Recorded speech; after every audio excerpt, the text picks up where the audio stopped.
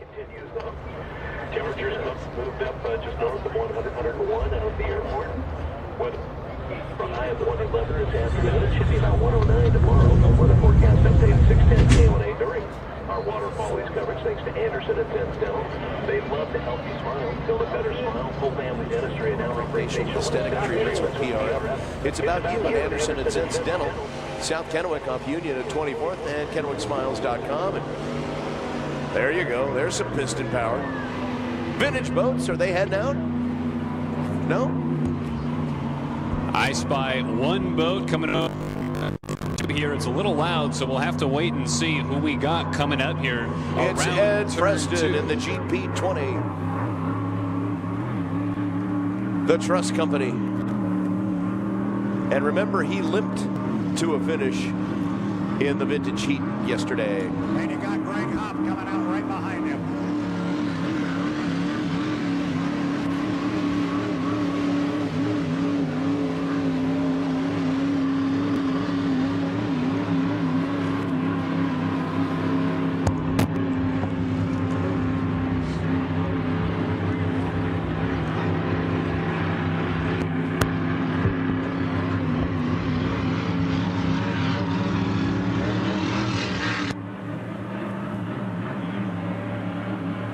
So Ed Preston up at the top end of the course, coming to the exit pin of turn number 2. Onto the front stretch. Greg Hop is out on the back stretch in the GP15 over turf Volkswagen Kia. They've been tinkering on that boat. It hasn't performed as well as they would have liked. That's okay. Greg Hop's a closer. He'll be in the mix of things on a moving Saturday, and then he'll be right in the thick of it on Sunday. That's the Greg Hop way. Beautiful boat. GP15 over turf. Coming around turn number 2 to the exit pin onto the front stretch. And it's just open course testing right now, and they've both been working on their boats because honestly they just haven't performed well. You expect a little bit more from that happy-go-lucky team because of their track record, and I know that they're trying to dial in some issues that they've been having with the engine, with the motor, and on the other side, it's just been a long time since Ed's had a chance to get the boat out on the water since the fire in San Diego. So it's all about fine-tuning. And Brad Luce, anything else going on down in the pits? Yeah, our vintage boats are rolling into the water. This man lines us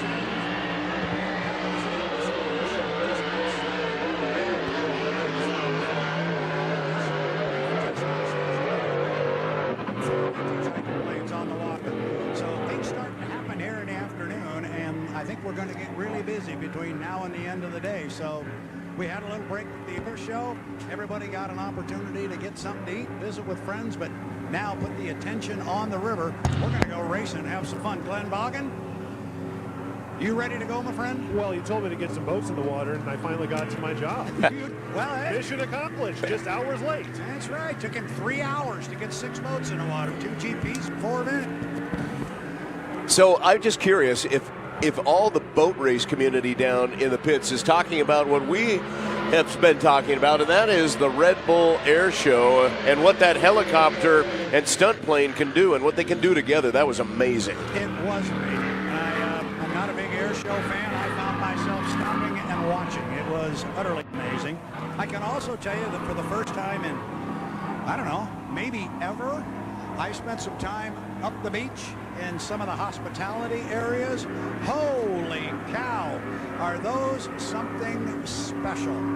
I was able to get into 2 of them because I had some special passes. Got in, and wow, that is first class stuff right there.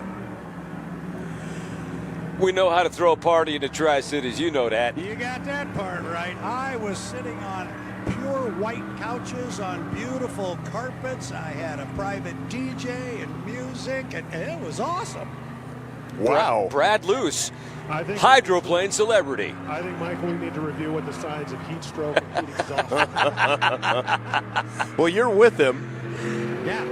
Yeah, it looks a little clammy. But I was gone for a little better part of an hour and a half, and I came back back with nothing but a chocolate chip cookie. Well, you know, those aren't too bad either. Well, hey, speaking of cookies and such, would you believe over here they're actually giving away on the Pasco side, the private gravel lot off Route 39, free water and cookies at the entrance for the next half hour or so. I guess they have a surplus. So, fun fact there for anyone who might be over on this side of the river. One thing I have noticed over here at the Tire Factory turn number 2, guys, as well, is I don't know if it's like this on the Kennewick side, but the breeze starting to pick up along the Pasco shoreline here. You wonder if maybe this now might cause a little more commotion out on the water, especially as these boats start getting active and getting things maybe a little more choppy. And more of a northwesterly flow that you can notice now, and it was completely still. And even the flag up on the Blue Bridge isn't really showing a whole lot of motion, but you can feel it. It's different. During the testing period, are there any rules, regulations? Is it 2 at a time, no more than 2? Well, this is actually supposed to be unlimited testing, so I think they are allowing the latitude. But I honestly, if somebody else wanted to go back out, I think that they would be fine to do so. I think the one rule is that you just don't run into anybody. Gotcha. Which makes great sense. The action on the water, and every time we have a drivers meeting and they talk about a test session, they said, but like we've done all year, if things get slow, the water's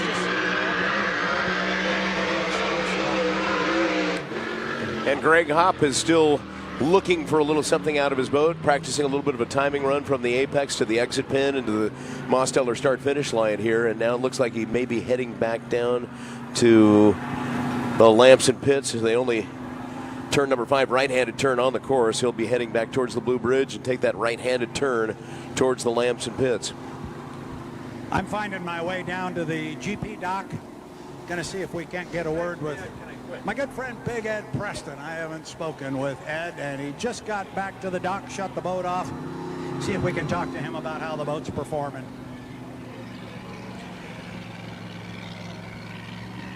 Well, in earlier racing action, Brad, you could tell that he wasn't that happy with it. It was, it was a situation where he barely finished. Yeah, and that's why I'm sure they're taking advantage of this test session. Precisely, because they'll have some racing action coming up later this afternoon. Also, the other topic of conversation, aside from the air show, may be the way the heat draws are going to play out with our 5 racing heats, 3 today, 2 tomorrow, and then a final tomorrow. Yeah, interesting draws. I was looking at them on my phone. Is it truly a draw, or is it just mathematical equations so everybody gets the same number of race appearances? Well, I think I'm not sure, to be real honest. I honestly think it's a combination of both. Yeah. Everybody, there's going to be 5 preliminary.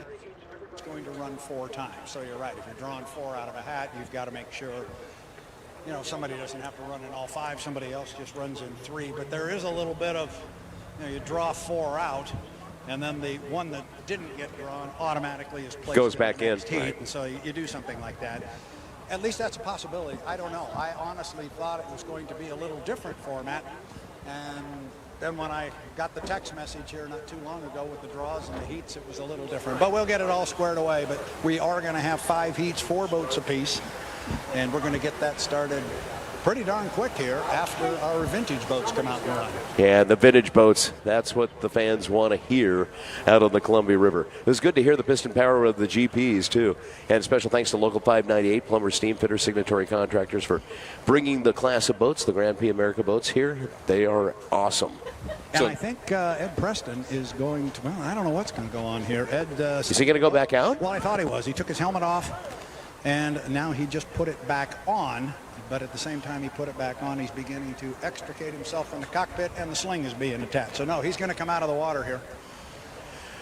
So a chance maybe to get some information from him about how he felt the boat performed for him this run, and see exactly what he feels he can do later this afternoon when they get back out there. That's what we're going to do. He's already had a conversation with his crew. Our schedule for this afternoon, the testing remains open until 1:25. That's when the vintage boats will go out. At 1:50, Heat 1 for the H1 Unlimiteds. Then at 2:25, the E350s back out. Heat 2 for the Unlimiteds will be at 2:55. Then at 3:25 this afternoon, Grand Prix boats are back out for their second heat of the weekend. Vintage boats back out at 3:45, and then we'll wrap things up this afternoon just after 4 p.m. with Heat 3. Let me jump in on there, Michael, if I can. Mr. Preston, sir, it's been a while since we talked. How are you, my friend? I'm great. We're gonna have a little problems here with the boat, so it's I'd like to say I'm better than great, but I'm just great. But in the grand scheme of things, we're on the beautiful Columbia River and we're racing hydroplanes. Absolutely, it's better than working in a sweaty shop. So this is fantastic. If you want to have that point of view, an optimist. I love it. Well, I was in sales my whole life, so I kind of have to be. You know, the glass is always half full sort of thing. Tell me about the last run. You making steps in the right direction, yes or no? At this point, I really don't know. It felt really good right until it didn't. So, yeah, it felt good. The handling of the boat's fantastic. It accelerated well. It just lost power on the back chute like it did, the other engine did yesterday. It felt exactly the same. So instead of blowing up another engine, we'll get this checked out and we'll figure out what the heck's going on. We got the best freaking engine builder crew chief in the business, so he'll figure it out. And hopefully we got the parts to make this work. And if he does, that bad boy will be out in front because that's a fast hydroplane and you know how to drive it. Well, I appreciate that. I'm starting to forget that it was fast because it's been a struggle for a year. So, yeah, we need to get back in that winner's circle. But right now, we just keep plugging away at it. But you got the Trust Company, Jago Homes on board here. Great sponsorship, a lot of support from them too, I know. Absolutely. Trust Company has been with us like family, and they are fantastic. Their support is great.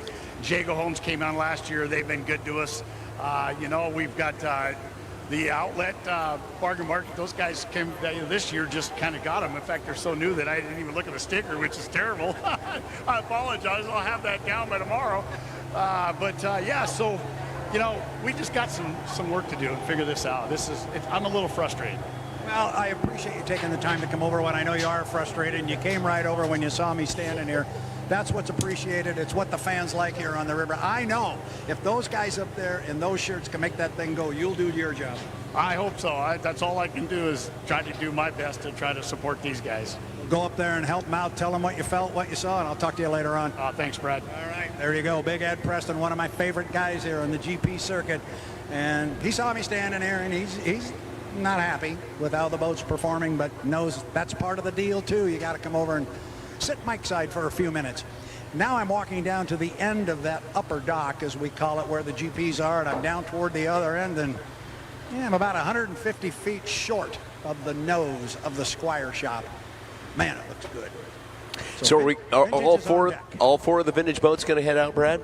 I believe so. All four of them are certainly in the water. So let's talk a little bit about the Hydroplane and Raceboat Museum, and I know that you've spent many hours there, and so many volunteers and workers have been there bringing these boats literally back to life. Yeah, they have. And the executive director, David Williams, you can't say enough about him and the job he does down there at the museum. And it's always fun to talk to David because I could almost do the interview for David. So what's interesting about that is he completed now with the book about Bill Boeing? I don't believe it's done yet. I don't think so either. Mighty close. He's really been working on it. And, of course, that's such a big story with the Miss Wahoo. Bill Boeing Jr.'s wife was from Wahoo, Nebraska. That's the name of the hydroplane. There was a horse that ran at Long Acres that he owned that was called Wahoo Wahoo. And so a familiar racing name in the Pacific Northwest. And David, as we've talked many, many times, he is a man of many talents. If you took the Hydroplane and Raceboat Museum completely off the map and said, all right, what could David Williams do? Well, obviously you're stepping into the other thing that he can do. He obviously is an author. He has authored a number of books. Yes, they've been on unlimited hydroplane racing, but if you really want to step outside the box on that, he is also a very accomplished chef.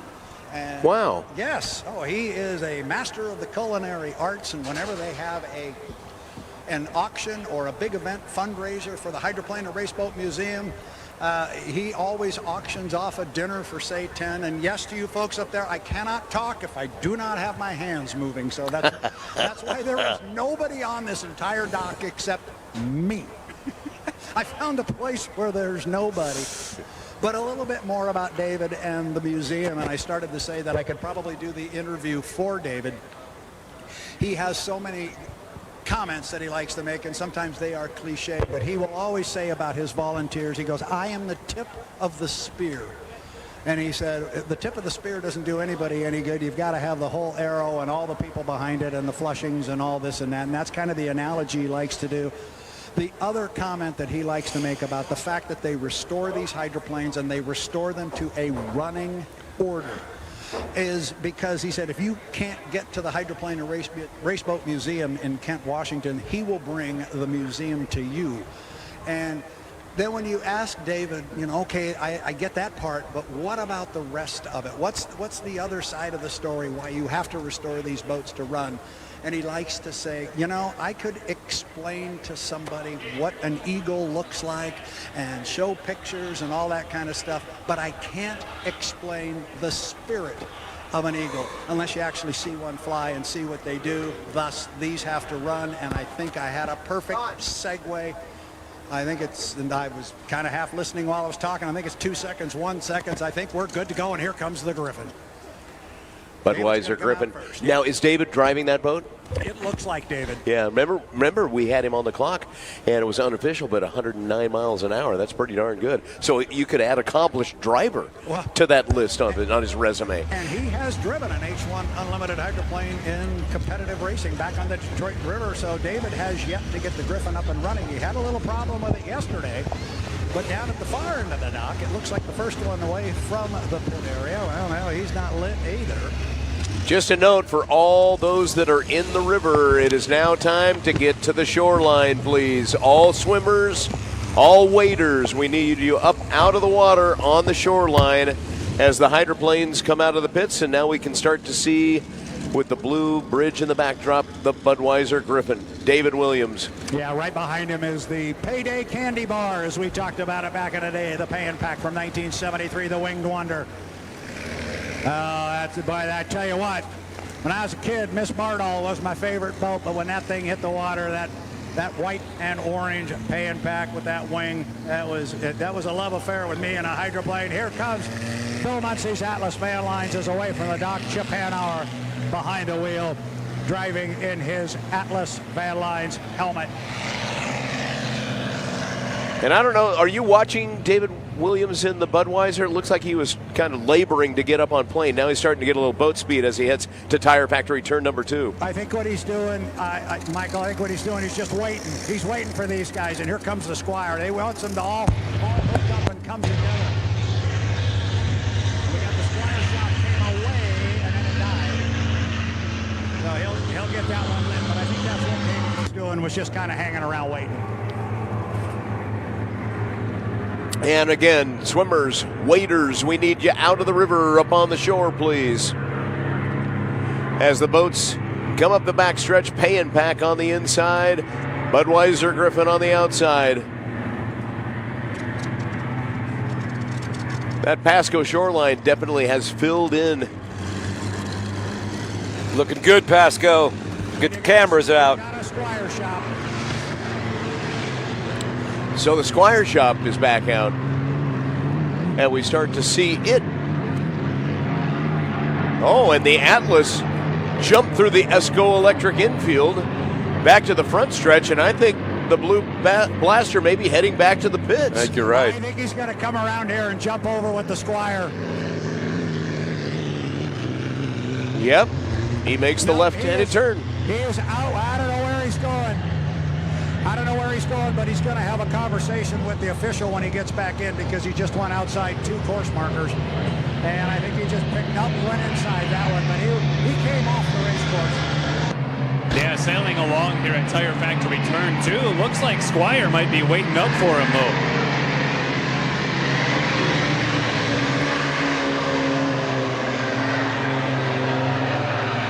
Coming down the front stretch. Budweiser on the outside, Pay and Pack on the inside. Squire shop on the backstretch, trailing the Blue Blaster that did a funny kind of an S turn down around the bottom end of the course and went outside the course marker. I believe that'll get him a conversation with an official. Just a quick one. It's like, what was that? What'd you do? So the boats are equidistant on both ends of the course. Yes, you're going to have 2 heats of competition here, I guess. You got the Pan Pac on the inside of the Griffin, and then you got the other 2 boats, the Squire and the Atlas Van Lines at the top end. Interesting, of course, Chip Hanauer driving Bill Muncie's Atlas Van Lines, but he's also looking off to the side and seeing the boat he drove, the Squire shop. Yeah, Chip really puts his foot into it as they come across start-finish. Starts to pull away a little bit from the Squire shop, but now the Squire shop on the inside, feathering the throttle, coming down the front stretch, and it's deck-to-deck racing as they head into All Doors Incorporated turn number 1. What a great sight. Oh, that it is here now as they hit that apex coming into Tire Factory, turn number 2. That arch wing, that horizontal stabilizer on Squire Shop really stands out. Such a cool looking vessel as it looks like Blue Atlas coming real wide out of that turn, sticking to the outside. But now, as they hit this backstretch, showing a little bit of speed, got the rooster tail going and jumping ahead here by a couple boat lengths as they head down the Griggs backstretch. Back to the front stretch. Budweiser on the outside, Pan Pac on the inside. Great photo opportunity both sides of the river right now. That's a great shot on the backstretch with the Atlas on the outside and the Squire inside. Love the equidistant action of the 2 boats on the one and the other 2. Probably, before this is all said and done, they'll all hook up and do the 4-way like they did yesterday. Well, we hope so, Let's hope so. For, photo opportunity's sake, to have these 4 boats together at the same time is really extraordinary. It really is. Back over to Tire Factory turn number 2. Have a chance to see the Bud Pan Pac over there. And they're onto the Griggs backstretch to the Mosteller Memorial start-finish line with a white flag out. Chip Hanauer in the blue Blaster. Atlas Van Lines on the outside. Squire Shop inside, and they are deck-to-deck as they head down to All Doors Incorporated turn number 1. Yeah, looking good here. Squire Shop with that distinctive cathedral arched horizontal stabilizer. Back up at the top end of the race course, you've got that winged Pan Pac. Quick story about that boat. When the boats were built back in the day, when they would come out, the boats would not be good right out of the box. That was extremely rare, and there was a lot of innovative stuff done with that Pan Pac. Well, they took it down to the Miami Marine Stadium for the first race of the year in 1973. The course record was 112. Mickey Riemann put the Pan Pac in the water, ran a lap just a tick under 120, and everybody went, wow. That's incredible, and that Miami Stadium was built just for hydroplane racing, just for boat racing. It's amazing. There's been talks about a possible comeback. I wonder if that'll ever happen, Brad. Well, it might happen, and you're exactly right. It was built for boat racing. The only problem was the boats got too big and too fast for that race course as far as these boats. We've had a couple of boats not be able to hold a corner on that race course and end up on the beach. And that's not a good thing. Like Steve David, who did it down in Arizona one time, said that walking home from a boat race is not necessarily a good thing. Squire Shop, Atlas Van Lines across the Mosteller Memorial start-finish line.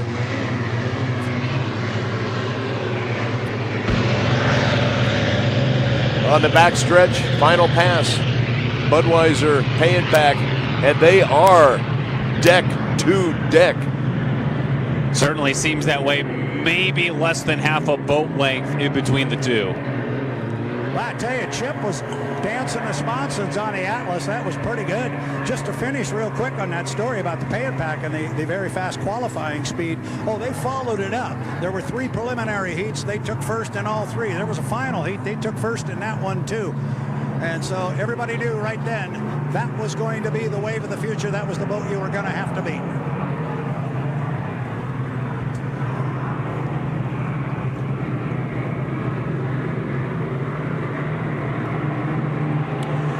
So back to the top end of the course and up the exit pin of White's Finished Furniture and Hardwoods, turn number 4. Budweiser and the Pan Pac. And a photo finish across the Mosteller start-finish line. Too close to call. Just amazing. It's a heater. And two more coming out of turn number 4. And hello to our Buffalo Brothers friends up at turn number 4. Love how they're doing this, the 2 and the 2. Yesterday was the 4 wide. Probably back to another 4 wide tomorrow. And Chip Hanauer is going to lead across the start-finish line by a boat length over the Squire shop. And a final pass down the front stretch. And they'll head back into the Neil F. Lamson pits. And the only right-hand turn number 5. Summit Funding as they head back to the pit area. Perfect exhibition for the Unlimited Bills. Yes, Brad. From down here, we got John Watkins, who we did not know who was behind the wheel of the Squire shop. It's John Watkins, who is very much involved with the Hydroplane and Raceboat Museum, the restoration of this particular Squire. And this was a little bit of driver training for him. He has driven the Squire before since they've christened it, but he's never driven it alongside another boat. That's why he was on the inside of the Atlas Van Lines. And what better guy to lead him around the race course than Mr. Hanauer and the Blue Blaster. So I'm sure John is pretty excited. He got to go side by side for the first time. And as our vintage boats come back to the pit area, I'm looking over the top of the Griffin Budweiser, which is the first one back, and here comes the U9. The Lynx Healthcare presents Miss Tri-Cities, J. Michael Kelly's ride. Ladies and gentlemen, the vintage was fun, but we're about ready to go H1 Unlimited Racing. Okay. Thanks. And our coverage of the vintage hydroplanes on 610 KONA, thanks to Legends Casino and Hotel. Great entertainment coming up. They have a fantastic concert venue. Trace Adkins, Daughtry, Lone Star, Kansas, and the Commodores, September the 9th, plus Yakima Valley Bigfoot Con, October 22nd. Find out more at their website, Legends Casino and Hotel in Toppenish. A great place to stay and play. Absolutely. And the tow rope with, thanks to Wallowa Lake Tramway. That's what I said. It's a wonderful scenic ride to the top of the 100-foot Mount Howard aboard the Wallowa Lake Tramway. The vistas, the views, it's time for a getaway to the Wallowas. Check it out. Wallowa. That's the website. That's the one. Yep. Just Google Wallowa. It'll pop right up.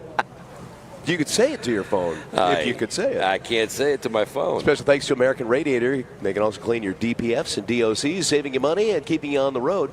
American Radiator, your diesel soot specialist, with free pickup and delivery available throughout much of our great Northwest at AmericanRadiator.com. And Summit Funding. Call Summit Funding, their first-time home buyer specialists. They'll help you find out about the free Washington State Housing Commission first-time home buyer classes, including down payment assistance programs. Call Summit Funding for information, 509-783-4593. And the tech updates are thanks to All City Transmission.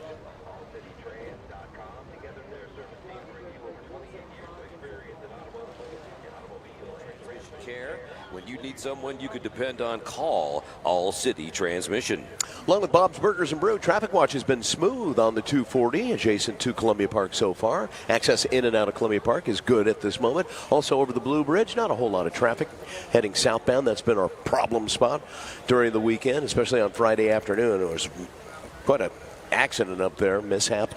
So be cautious and always be looking where you're going, not off to the side on the Columbia River course, although it is definitely a spectacle. We want you to be here in the park watching from the shoreline, not up on the 395. Thank you so much, Bob's Burgers and Brew, for the traffic watch. The very best burgers, desserts, gourmet salads.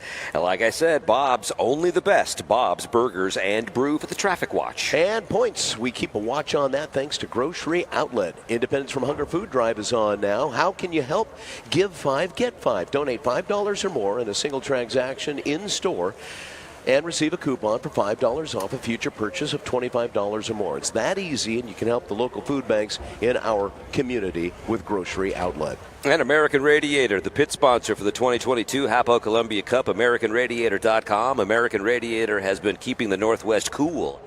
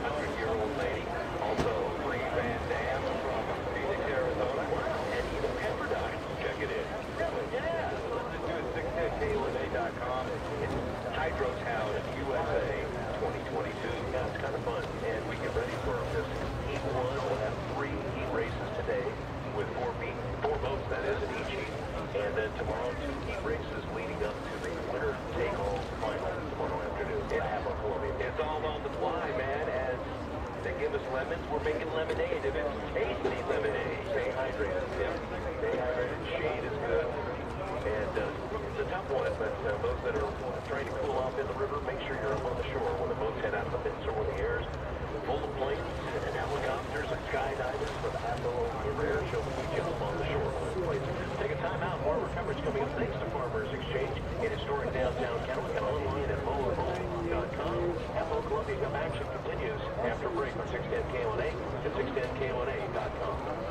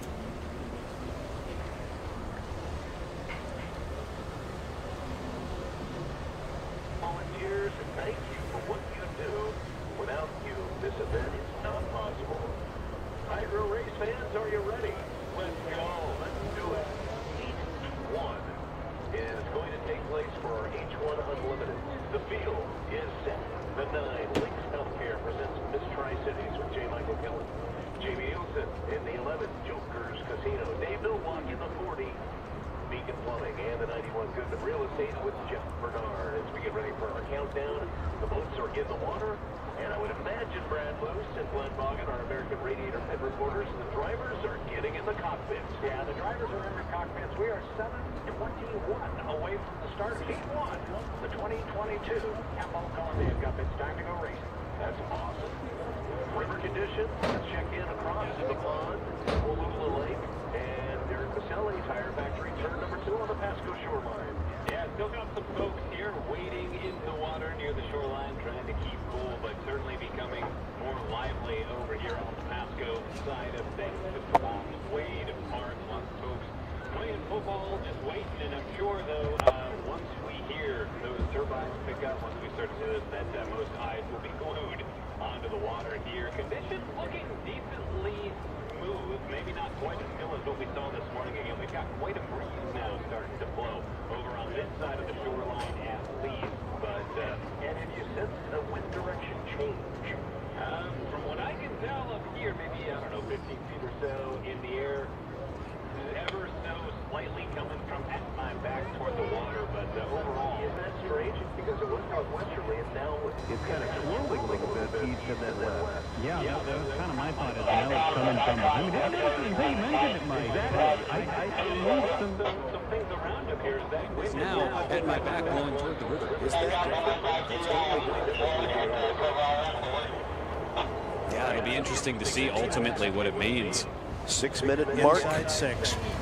So the boats will be pushing out in about 1 minute. Yep, at the drivers' meeting, they said nobody can leave the dock before 5 minutes. So that's 45 seconds from now. You guys ready? I'm ready. Let's do this.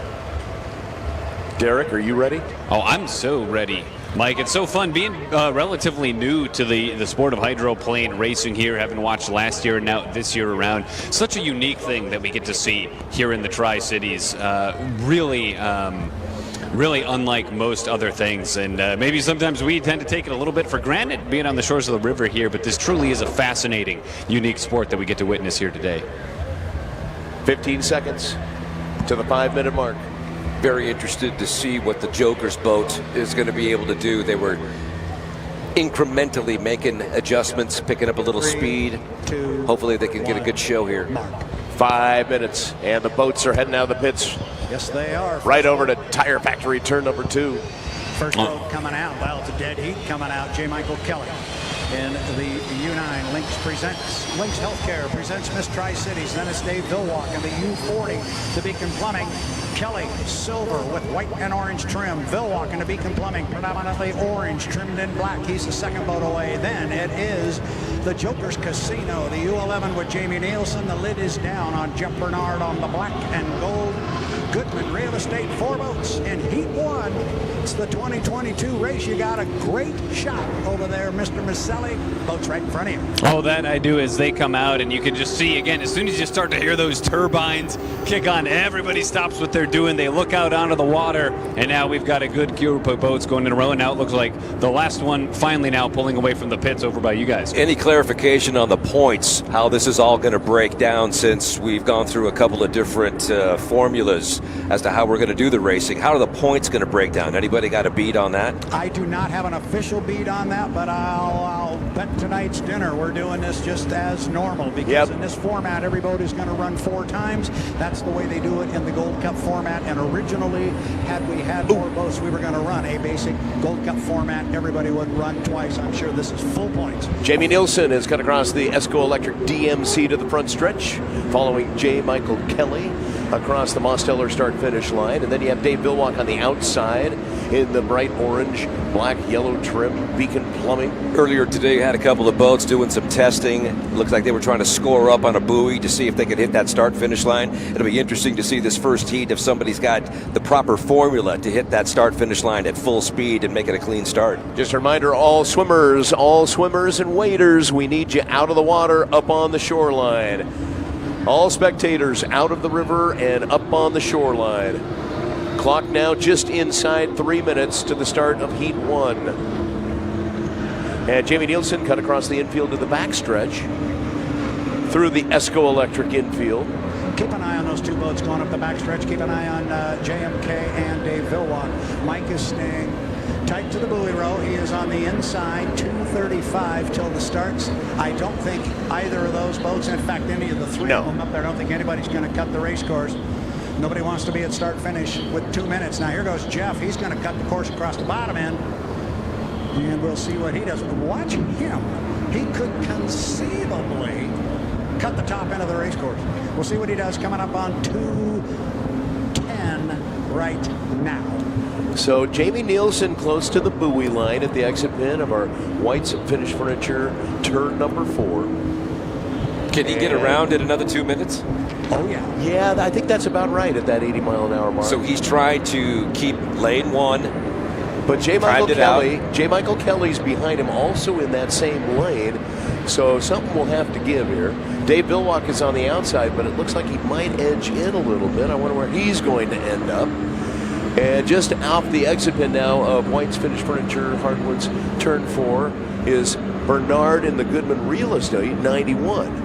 And Dave is doing some S-turns coming down the front straightaway to scruff off a little bit of time. Jamie is down here at 1:26, my mark. You don't want to be here before 1:30, so it's going to be a little tight for Jamie. He cannot go below 80 miles an hour. So here comes Kelly. He is behind in the corner, still sitting in lane 1, but Nielsen Goodman boat with Bernard across the Esco Electric DMZ. Oh, he's early. He's early. 1:07. That's a big move. Remember, we saw some of those 80-mile-an-hour penalties happen at Guntersville, Brad. We sure did, and that's a gutsy move. There is still 50-plus seconds before the start, and Jeff's already up at the top end. I was thinking perhaps Jamie Nielsen was a little on the early side, but Jeff's way out in front of him. 43 seconds.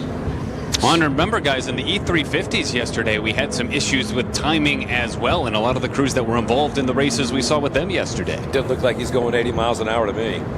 It's a tough one, isn't it? He's just inside 30 seconds. See if he goes way wide. He's going extremely wide now at the top end in lane number 3. Maybe he's cut it back to the inside. We're at 20 seconds. Watch Villwock and Kelly. This is going to be close. Yeah, so in lane number 1, you've got Bernard in the 91. Lane number 2, 10 seconds. Lane number 3 is going to be J. Michael Kelly. Lane number 4 will be Dave Villwock.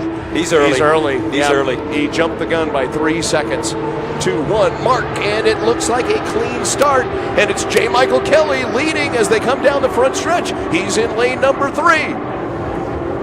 Bernard's going to get down here first, but you guys called him across the line. That is J. Michael Kelly. He's got almost a full rooster tail on Villwock, and then it's back to Nielsen in 4th.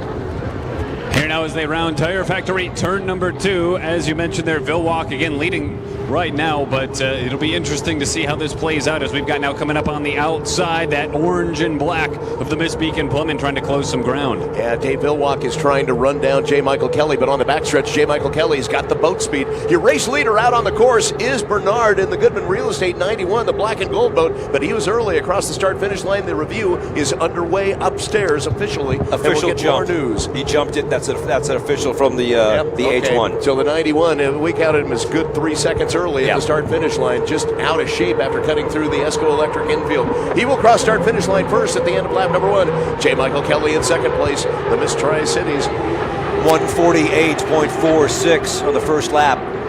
The third place boat is Dave Villwock, but he's second because of the penalty for going early for the Goodman Real Estate 91. Jamie Nielsen has not been able to find good boat speed, and he is the trailing boat heading down into All Doors Incorporated turn number 1. Yeah, now here at Tire Factory turn number 2, same situation. We do seem to see that orange and black boat closing a little bit of ground now. We mentioned Bernard with that early start. Not so much incentive perhaps to keep going, but to be determined now as they work along the Griggs backstretch towards Sun Pacific Energy turn 3. J. Michael Kelly is going to go ahead and pass Bernard in lane number 2 and head around the top end of the course. Shell Sun Pacific Energy turn number 3 into White's Finish Furniture turn number 4. And our Buffalo Brothers friends in turn 4 Pretty good racing action. J. Michael Kelly is going to claim the lead away from Bernard as they come across the start-finish line, and the white flag is out. One more lap to go, and it does not look like Dave Villwock will have enough boat speed or enough real estate to challenge. J. Michael Kelly getting a little bit out of shape coming down the front stretch into all doors turn number 1. Yeah, he's getting down here. He's to the entrance pin right now. He's got almost 2 rooster tails on Dave Villwock. Dave Villwock is running third on the water. He is in second place now. Yeah, again, at this point, it does seem like it's J. Michael Kelly's to lose, but stranger things have happened. He's got about a rooster tail, maybe a rooster tail and a half lead. A little bit of rough water for the Goodman Real Estate 91 and Jeff Bernard heading through a sloppy turn number 2. Back up the back stretch, it is a 2 rooster tail lead for your race leader. That's J. Michael Kelly. Lynx Healthcare presents Miss Tri-Cities. Into Sun Pacific Energy, Shell Sun Market turn number 3 to the exit pin of White's Finished Furniture turn number 4 and onto the front stretch. Checkered flag is out. Dave Villwock is going to pass up Bernard in turn number 4, but swings way out wide. Bernard may be able to hold him off on the front stretch. Across the start-finish line, checkered flag is out. J. Michael Kelly gets heat number 1 victory. Second place will go to Dave Villwock in the Miss Beacon Plumbing. Third place will be Jamie Nielsen. And again, the Goodman Real Estate boat in the 91, a little bit early across the start for Jeff Bernard. A good boat ride. Unfortunate series of events for Bernard, cutting across the...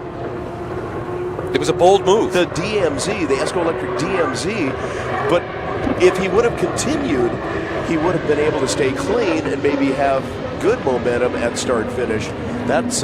Brad, you were mentioning down by where you are in the pits, usually about a 90-second marker when they score up in front of you. Is that well known amongst all of the drivers, given the nature of this course and how many times the drivers have been on this course of the Tri-Cities? Well, that's Brad Luce's timing marks. And you just don't want to be down here at $1:30, and you don't want to be at the start-finish line in 2 minutes. Do the math. You go 80 miles an hour for 2 minutes. You go 2 2/3 miles, and it's a 2.5-mile course. So I was surprised to see Jeff jump over there, and you saw that's called overpaying for an inside lane. You pay the price sometimes, and it cost him. It cost him basically 3rd place points, and he's going to get 4th place points. I'm assuming he is. I'm headed down to the pit area. I'm assuming Jeff is up at the top end, finishing a 4th lap. Just came across the Mosteller Memorial start-finish line. You should be able to see him now. Well, I'm getting a ride down to the dock. So the top speed in that heat was lap number 1, J. Michael Kelly at 148.460 miles per hour. Yeah, I thought we might get something a little interesting out of Villwock on that, but Mike looked really good. Mike looked strong. And yeah, the top speed 144.773 miles per hour for Dave Villwock, lap number 1. Okay, and you had Mike at what, 148? Yeah, they just moved the page. I think the course record here set a year ago, I believe, by J. Michael Kelly is $1.55 with a competition lap. Huh. I believe that is correct.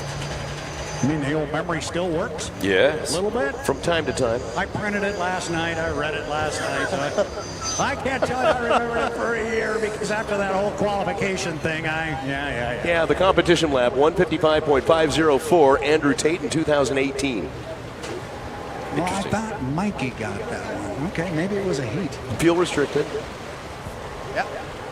Are you surprised, Brad, that Dave Villwock went wide on a couple of the turns? Is that maybe setting up for a potential run later on in the weekend? I'm sorry, say that again. Was I surprised that Dave went that wide? Yeah, he went wide a couple of times. Is that just basically kind of testing the waters in case he has to do that tomorrow? Or is that just all part of the preparation for the final come tomorrow? Yeah, I think it was, it's the first heat of the weekend here. Hey, Brad. Yes, go. Can we? Here I've got Dave Villwock. Dave, second place in that first heat. How did things look out there? How'd you feel? Race. J. Michael drove a great race, and that was fun. Some of the guys up in the sky were saying that you were running a little wide. Were you seeing something that you were trying to avoid, or are you just playing a little cat and mouse? No, we just got to be there in the final, so we want to take care of the boat. We got to run 3 heats today, so we're just trying to take care of the boat and take care of the equipment. So Miss Beacon Plumbing's doing a great job, and the whole team's doing a great job. Speaking of running 3 heats in a day, 3 heats for you, for the boat, for the crew, that's a lot to ask with these temps. Yeah, it is. It's going to be more of a workout for them than me, but I'll stick with it.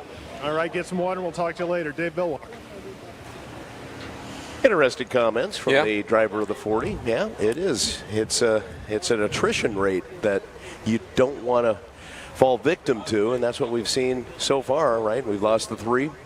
And it seems like everybody's been having to adjust on the fly. Exactly. We've had a couple 3 curveballs come our way today. You know, guys, it's like my good friend Brad Luce has said in the past, you don't necessarily win the Cup on Sunday, but you can lose it on Saturday. I was honestly just going to say that, Mr. Vaughan. It was the first heat of 5. Don't go out there and break things. And that's exactly right. You're not going to win this thing today. You got to have a full boat and a lot of speed tomorrow afternoon about 4 o'clock, 4:30. So that's the idea. Dave went out, picked up 300 points. He's solid. Mike got the jump on him on the start, let him go. And we'll live to fight another day. That's smart. So in the 91 camp, Miss Madison, Goodman Real Estate, is that a film that you review of the race and take a look at, some of those timing marks and just make sure that you don't jump across from front stretch to back stretch with that much time left on the clock? Yeah, I'm sure they're going to go up and have a conversation about that. I mean, if I can sit there and as soon as he cuts the course go, uh-oh. Yeah. Because I was worried about Jamie Nielsen, to be real honest. Yep. I thought maybe Nielsen was going to be in trouble being early. And then when Jeff went across, he was a good 6, 7, 8, 10 seconds ahead of Jamie. So, and I appreciate it much. Mr. Kelly, thank you for walking down here and seeing me here.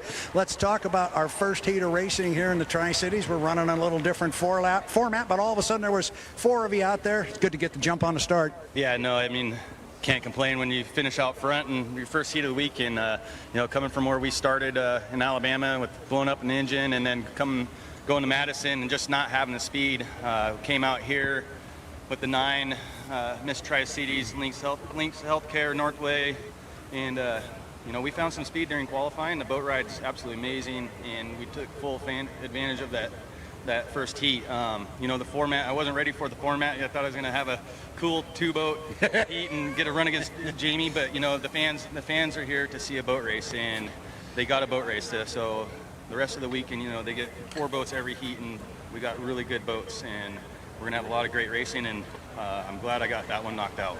Yeah, 1 down, 3 more prelims to go, and then the final.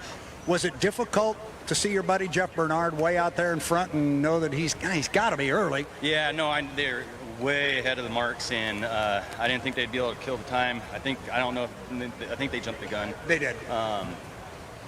But yeah, I was like, all right, I'm in a good spot, lane 1, and then I'm like, nope.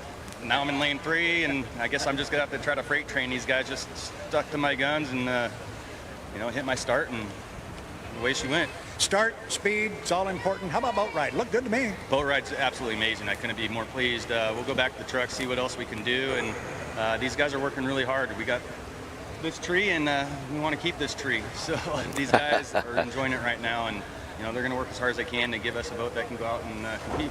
You told me a couple of years ago when you were under that tree, oh yeah, it's worth fighting for. Oh, it's definitely worth fighting for. I mean, it's a blessing for these guys, and especially on a day like today or in this weekend, it's so hot, and take any shade we can get or any advantage we can get. And you'd like to have that advantage again next year. Congratulations, good start, still a long way to go. Go drink some more of that stuff and cool off. Thank you very much. All right, J. Michael Kelly, driver of the Lynx Presents the Miss Tri-Cities, the U9.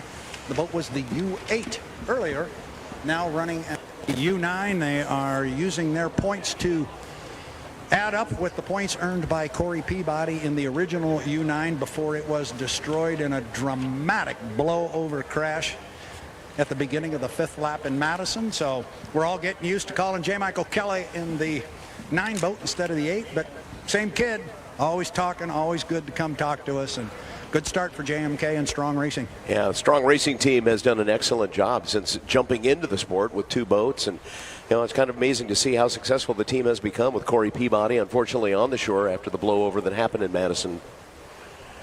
But big points out there for J. Michael Kelly taking the checkered flag, and we head to a timeout here. J. Michael Kelly, Miss Tri-Cities, Lynx Healthcare, the 9, first place. Second place finish for Dave Villwock in the 40, Beacon Plumbing. Third place goes to Jamie Nielsen in the Jokers Casino 11, and fourth place, an extra lap out there for Jeff Bernard after being early at the Mosteller Memorial start-finish line in the Goodman Real Estate. So a fourth place finish for Jeff Bernard. Of all of the races so far, the heats and the dash for cash, J. Michael Kelly is the closest so far who's nailed the start, but there's still a second or so.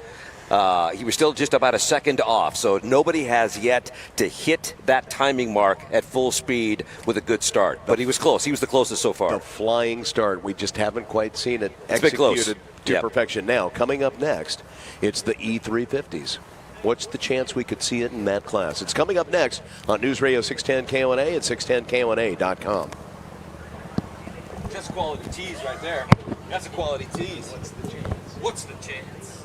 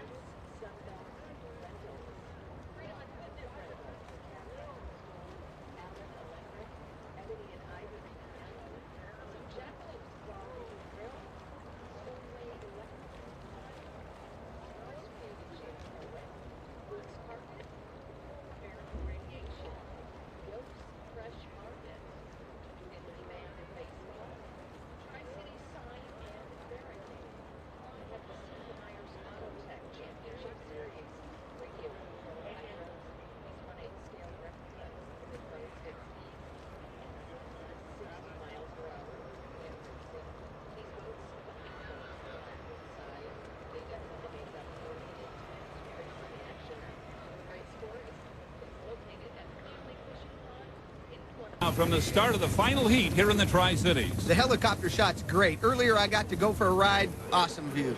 Mike Hansen will be the trailer boat. He'll be back behind the field. And there's one of the boats, Mark, that we got to keep an eye on. If Nate Brown can keep that new Elam on the water, he's going to be tough to beat. Mark Webber, always tough. Racing here as the Miss Diamond Lils and Kim Gregory's U10. Now, 14 seconds, they're in the turn. Are they on time? Well, it looks like the Zenetics boats are. The rest of them are lagging back just a little bit. Let's see what happens.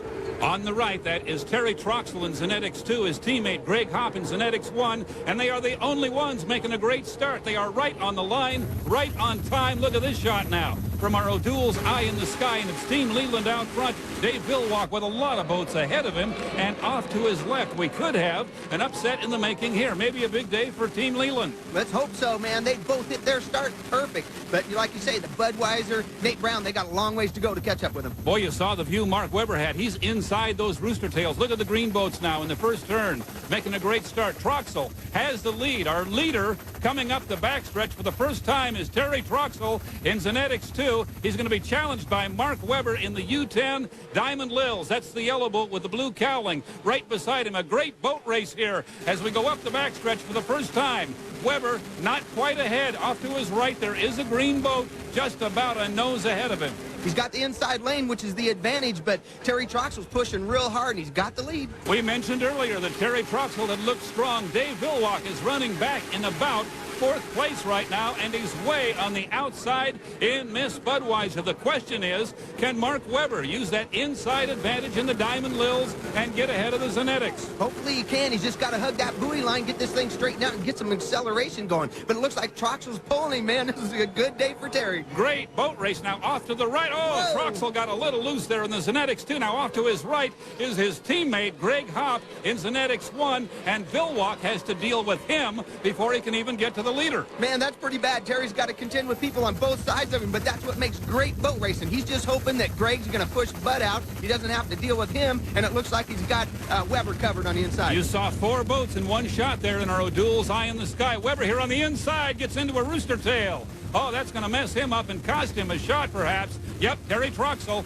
takes off now in an advantage. Look off to the right. That's Troxel, Hop, and Villwock running first, second, and third. Villwock has to get around both green boats if he's going to win this final. And that's going to be tough to do from the outside. Now, earlier you saw Weber get hosed. You got 7 boat lengths to come over, and you saw how much water it takes to put you down. But, man, Villwock will really have to hoof it from the outside. I don't think he's got it. I think Troxel's got it. Boy, Troxel looked a little loose coming through the west turn there. Now you see his teammate, Greg Hop. Look at the boat back here. He is worried more about keeping Villwock away from his teammate right now than he is about catching him. Exactly. That's the deal, man. When you're teaming up, if you know you can't beat your buddy, then let's help him out. You know, let's push the other guys to the outside, and that's exactly what Greg's doing. Whoa, man, Terry's been flying that thing. You saw the race for second and third, but it's really a case of the green boat. Greg Hop keeping this guy, Dave Villwock, away from his teammate, Terry Troxel, who is our surprise leader in the final heat here in the Tri-Cities. Look at the lead that Terry has now in the green Zenetics too. And Hop,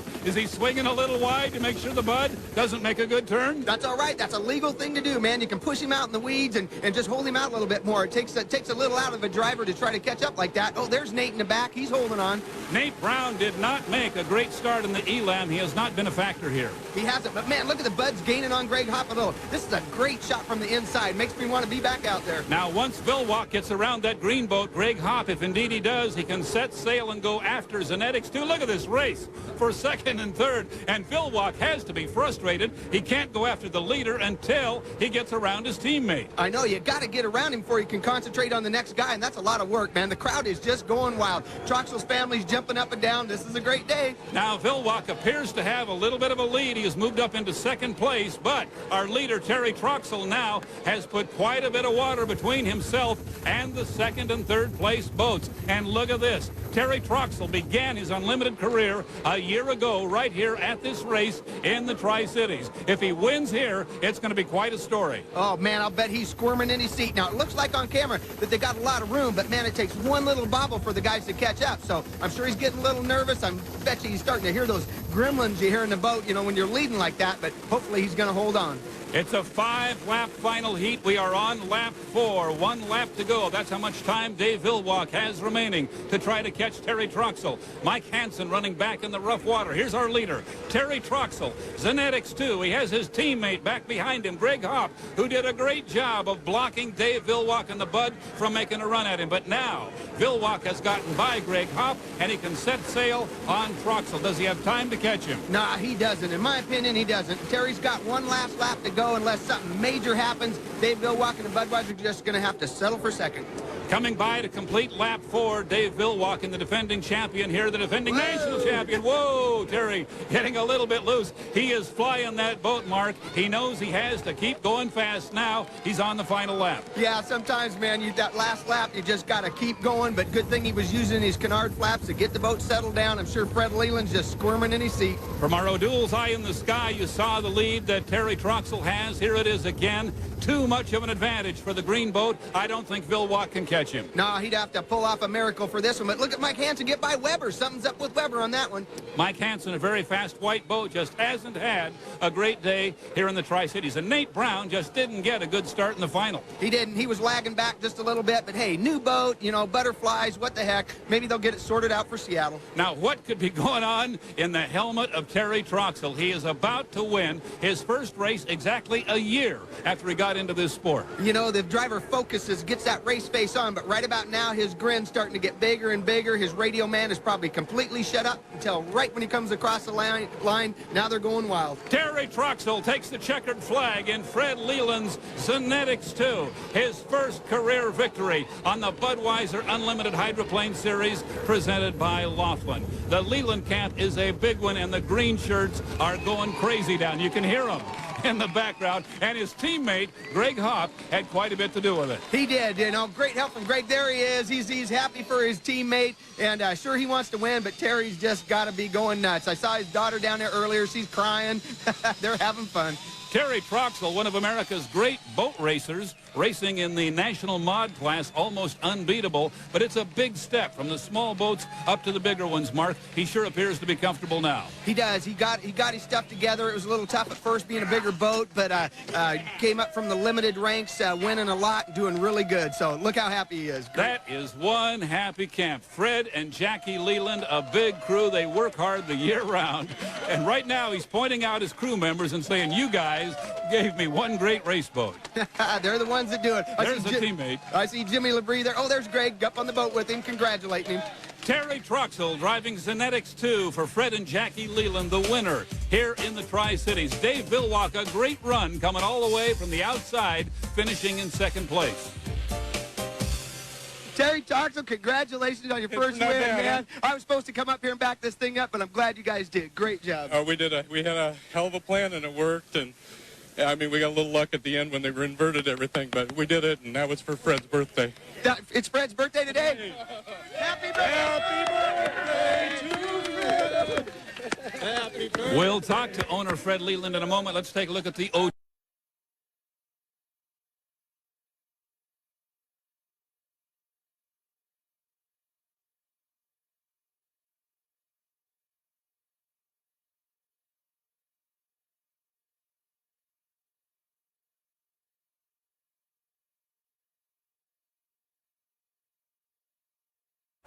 Jason Schrock, the driver of the Schrock rocks. It's already my favorite. It's a. I know I'm supposed to be impartial, but Schrock rocks. So I'm hoping for the purple and black to make a statement. I thought it was blue. I don't know. Yeah, darker blue.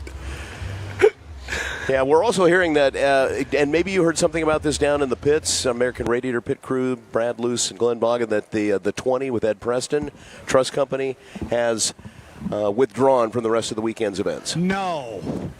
Is that right? Yeah.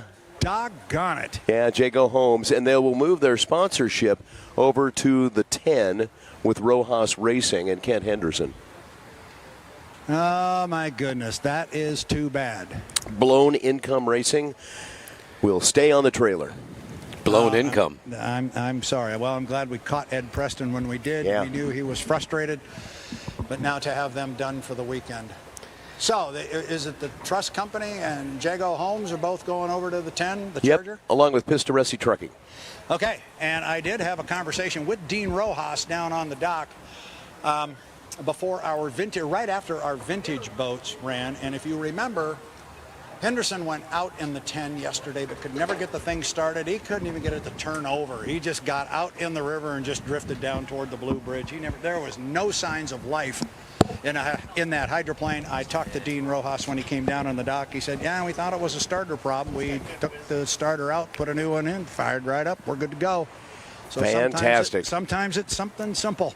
Fantastic. Do you have an idea where we're at on the clock, Brad? I do not. Okay. But I've got an assistant, able-bodied, I might add.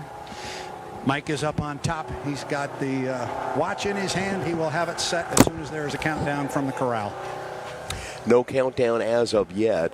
So we'll give you a chance to catch up on that countdown as soon as we get the information here or down there. Let us know, Brad. Special thanks on our broadcast to Farmers Exchange. Ready, set, mow. How's your mowing going? Time for a new Toro, Husqvarna, Gravely. They're in stock.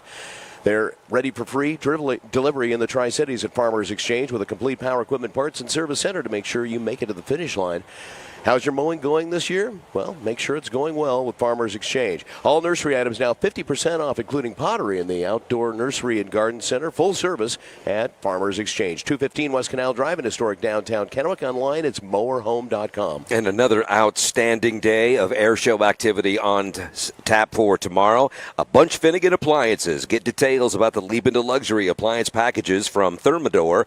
Just under $10,000. The Bunch Finnegan Kitchen Pros will put it all together. Bunch Finnegan, 9 East Columbia Drive, Kennewick, and go to go2bunch.com. And our electrifying coverage of the DMZ infield that cost Jeff Bernard jumping across from front to back. He was too early at the start of our Heat 1 for the unlimited hydroplanes. We cover that thanks to ESCO Electric. With the growing possibility of blackouts or brownouts, you need security, peace of mind. ESCO Electric, authorized Generac backup generator dealer. So when the power goes out, Generac gets to work. Reliable, portable, essential. ESCO Electric since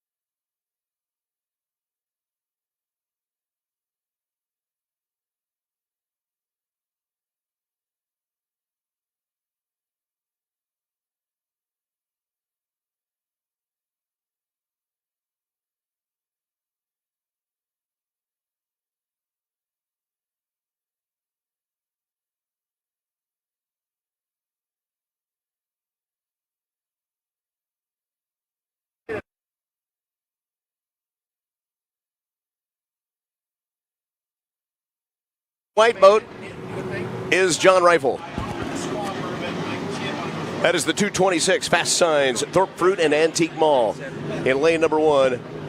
On the outside of him is Jason Schrock, Schrock Therapy, Schrock Racing 331. Then Rochelle Hill in the yellow and red entry coming down the front stretch behind those two boats. On the back stretch, it's bright, it's yellow, it's Strong Racing, Kurt Meyer in the 26. Did Mike Jarvis not make it out? Now, Mike Jarvis is finally popped the lid down here for the second time. He's not going to make it. 2 minutes, 30 seconds. 2 minutes, 30 seconds. So 2:30 to the start of our 350 heat, and it's been a challenge for this group to time it out. Kurt Myers has been, I guess, he's been the guy to beat. Yeah, he's been, obviously he hasn't lost yet, but he's been the closest to being on time at start finish. Rifle is going to cut across the DMZ to the near side from the back stretch. I'd get Don Kurt's rooster tail too. Oh, getting real close. Yeah, that's not a lot of room left over there. Boy, from our angle here, it was really close. I'm sure it probably wasn't. Yeah, Rifle had to jump the wake of Kurt Myers to get to the outside. Meanwhile, on the backstretch, Rochelle Hill on the inside of Jason Schrock as they come into turn number 2 towards the Kennewick shoreline. Over here at turn number 2 right now, guys. It really is interesting when you look at the timing and the way things have played out here. Myers obviously has fared the best, but he's done the best in turns, and a lot of these other crews really haven't even been close on the start. Kurt Myers jumping across the Esco Electric DMZ from back to front. Meanwhile, John Rifle has gone really slow, nearly off plane on the backstretch, parking in lane number 1 with 1:18 remaining to the start. Yeah, with Kurt moving like that and coming across to the front straightaway there, that definitely has opened up lane 1 for Rifle, but he's got to come to the line with boat speed. He was on the clock last time he was there, but he wasn't moving. Coming up on 1 minute to the start. 2-1 mark, 1 minute. But he's killing time in a better spot on the race course, yes, Brad. That's exactly right, Michael. Good call. The question is, though, is there going to be a leapfrog ahead of him for a park and start for Myers? Looks like he's trying to start to walk it. Now would be the time, sir.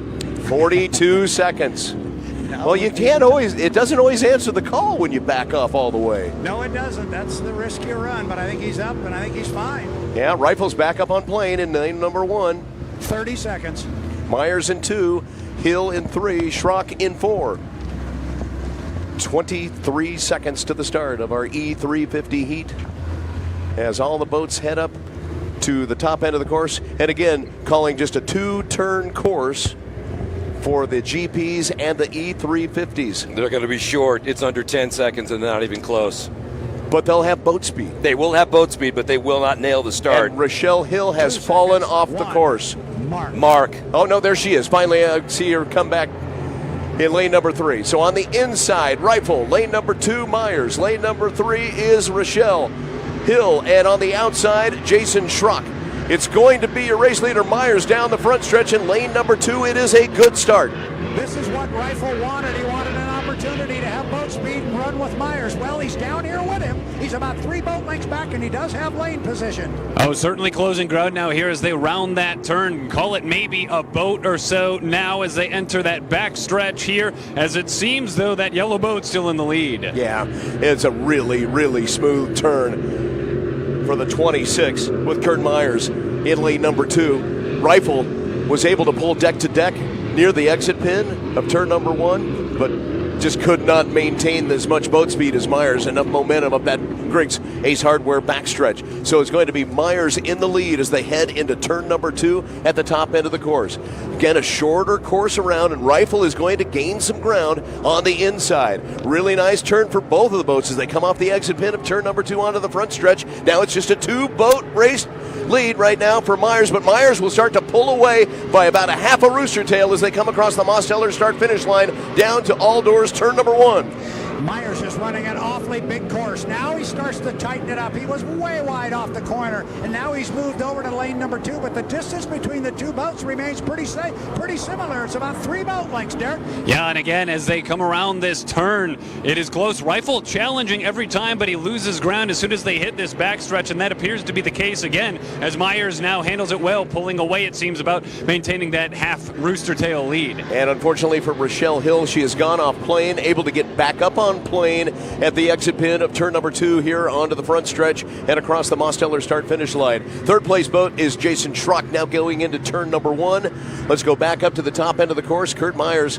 on the outside. On the inside, John Rifle. Rifle is going to try to pull up even again, but Kurt Myers with a really good turn, closing him in against that buoy line. Didn't allow Rifle to hold on a whole lot of boat speed. May have had to back off a little bit just to complete that turn. That allows a 2 rooster tail lead now for Myers heading down the front stretch. Yeah, that run up the backstretch was dominant by Mr. Myers. He has definitely opened up water on our friend John Rifle. He's got about 2 full rooster tails here. He could move over on John Rifle, but Derek, I don't think he's going to do it. No, really does seem to be a 2-boat race here, but Myers pulling away as now it seems even perhaps 2.5 rooster tails. And then, of course, you've got Schrock in that number 3 spot, followed by Hill in a distant 4th.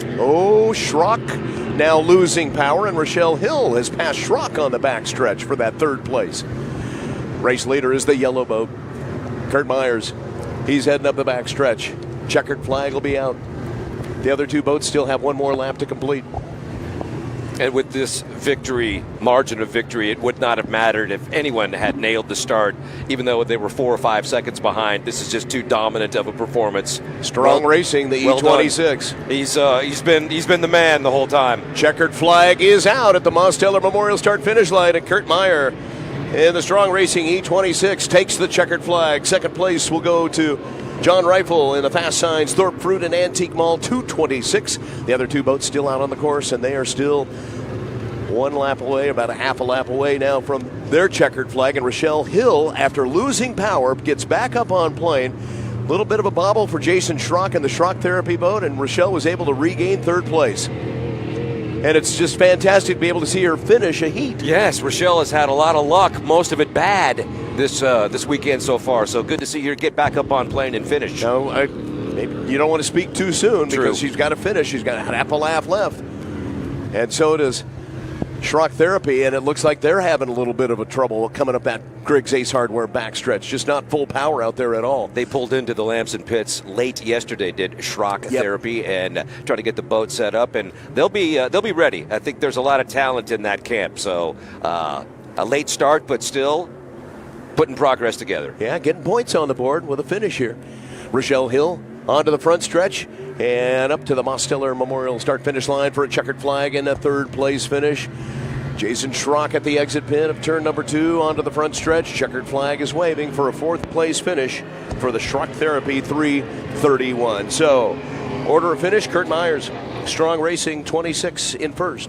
2nd place will go to John Rifle in the 226, Fast Signs Thorpe Fruit and Antique Mall. 3rd place for Rochelle Hill in the Tri-City Coffee House Coffee Bean E46, and the E331 Schrock Racing Schrock Therapy with Jason Schrock will take 4th place. So better timing at the start for all parties involved. Still nobody nailed it. They'll get it dialed in, though, I think. Yeah, I think the best part was, though, all boats were together at the start of the race. So as they head into Summit Funding turn number 5, the only right-handed turn on the course, back to the Neil F. Lamson pits. Our pit reporters are down there to grab information. And I would say that maybe even an all-city transmission tech report on what may have happened to Rochelle's boat. Going dead in the water, lap number 2. And then a little bit of a bobble for Jason Schrock. He didn't completely lose power, but obviously was kind of struggling to keep the boat up to full speed.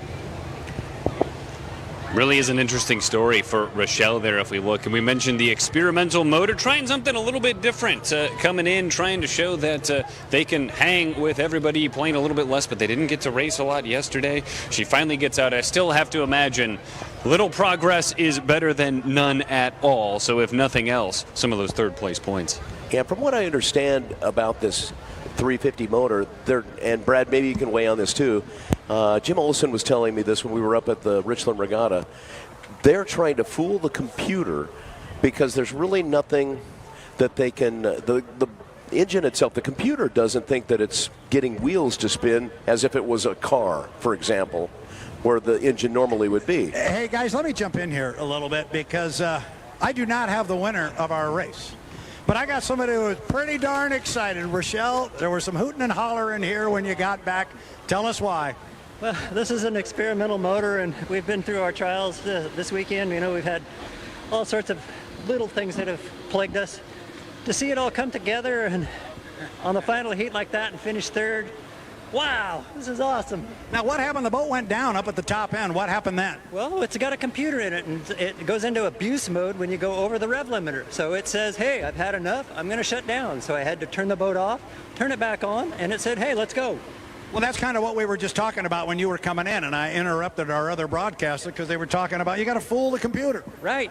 You got to talk to the computer sweetly to make it run right. So, yeah, this is part of the savings of this motor is it will save itself. So what does this mean for you and your team now? How long have you been working on this project? It's been over 2 years. We started just before COVID on putting the motor in the boat, and you know, we raced a month ago at Richland and had our challenges finish in the heat, so it feels like it's all coming together, and still a lot of bugs to work out, but dang, we're going to be fast. Well, that is terrific, and it's just, this has got to energize this entire crew you got. Absolutely. They've been working really, really hard in the heat, and I just I praise them and thank them, and everybody out here who's a volunteer and helping out today is thank you so much. Rochelle, you're awesome. Congratulations. Keep it going. All right, Rochelle Hill with that TC Cider House E46. They're pretty happy, as you might expect, down here on the dock. About as happy as you can be without claiming a first place win. Well, and shedding light on what the situation is with that computer. Yep. All right, we do have some breaking news on the H1 Heat 1. We do have some penalties to announce. Not only did the 91 jump, Jeff Bernard was early in the Goodman Real Estate, but also gets a disqualification for a flagrant speed violation under 80 miles per hour in the 91. Not only that, but also Jamie Nielsen in the Jokers Casino, the 11, also disqualified for a flagrant speed violation going under 80 miles per hour in the milling period. So no points for the 11 or the 91 coming out of Heat 1 for the Unlimiteds. Hey, Michael. Yes, sir. We've got Kurt Myers, winner of that latest heat, and so Kurt, congratulations. Not too bad of a weekend. Last time I count 4 for 4. I think that's what we're looking at right now. Yeah, it was a fun heat. We were late to the start. We were all late, but it was fun because we were all together. You know, the previous 3 races we've been scattered all over the place, and you know we're just kind of out there running by ourselves. So this one was fun. Rifle in the 226 was inside me. I was giving him plenty of room. Didn't want to get called on any infractions, and slowly but surely we were pulling on him a little bit. Yesterday we had so many problems with the timing, with the communication. Since everybody was off the mark together, is there still communication problems between the boats and the tower? There was a slight communication when we got the 1 to the 5. We all started our clocks, and about 30 seconds into it, they said, "Mark, go." So there was a little bit of confusion you're playing with there. If your radio man's a little scratchy, you're looking down at your clock trying to do math, and when you got to do it on a hurry, it doesn't work out. But like I said, we were all together, and that definitely made it funner, for sure. That last heat, you had some pretty good leads, multiple rooster tails from time to time. Is it good to be that far in advance, or is it maybe not so good? Well, it's definitely fun to run right next to somebody, but you never know who's doing what, so if you got the lead, you better do your best to keep it. All right, Kurt Myers, thanks for the time. All right, thank you. And he said it best, it was funner. It was funner. And that's gooder. Better. Special thanks to Vivian at Honey Baked Ham bringing us our gooder lunch today. That pulled pork sandwich. You got yourself a winner on your hands there, Vivian. Quite tasty. Mm-hmm. Yeah, more than just Honey Baked Ham. Also, they have the roasted turkey and smoked turkey available up there. And pulled pork. A great salad. All kinds of. They have a small cafe located right there at the Honey Baked store, just off of Columbia Center Boulevard at the Planet Fitness Shopping Center. Vivian and all the crew at Honey Baked Ham, thanks for our box lunches down here. They'll take care of your special event with catering and a whole lot more. And a smile. Yeah, that's par for the course. Special thanks to Ice Harbor at the Marina. Come on down by the river, enjoy your Ice Harbor favorites on tap. Full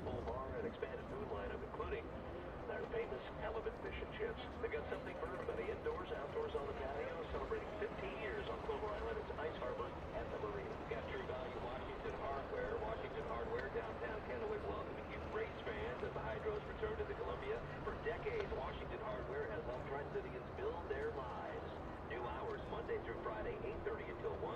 And yes, Washington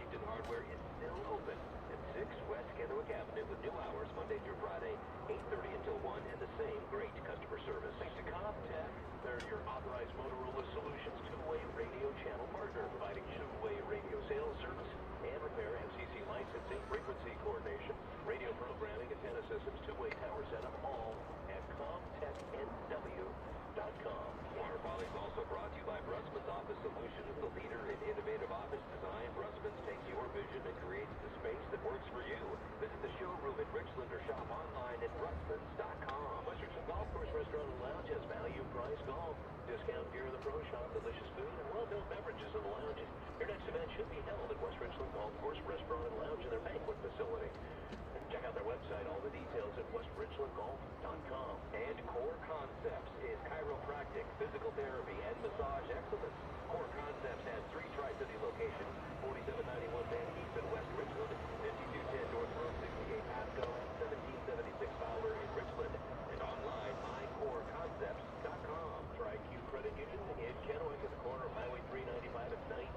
They're a small, locally based credit union. They've been serving the Tri-Cities for over 50 years now. They strive to charge fewer fees and give you the best friendly service in town. And mama, we're all crazy now. Clover Island welcomes Quiet Riot August 7th.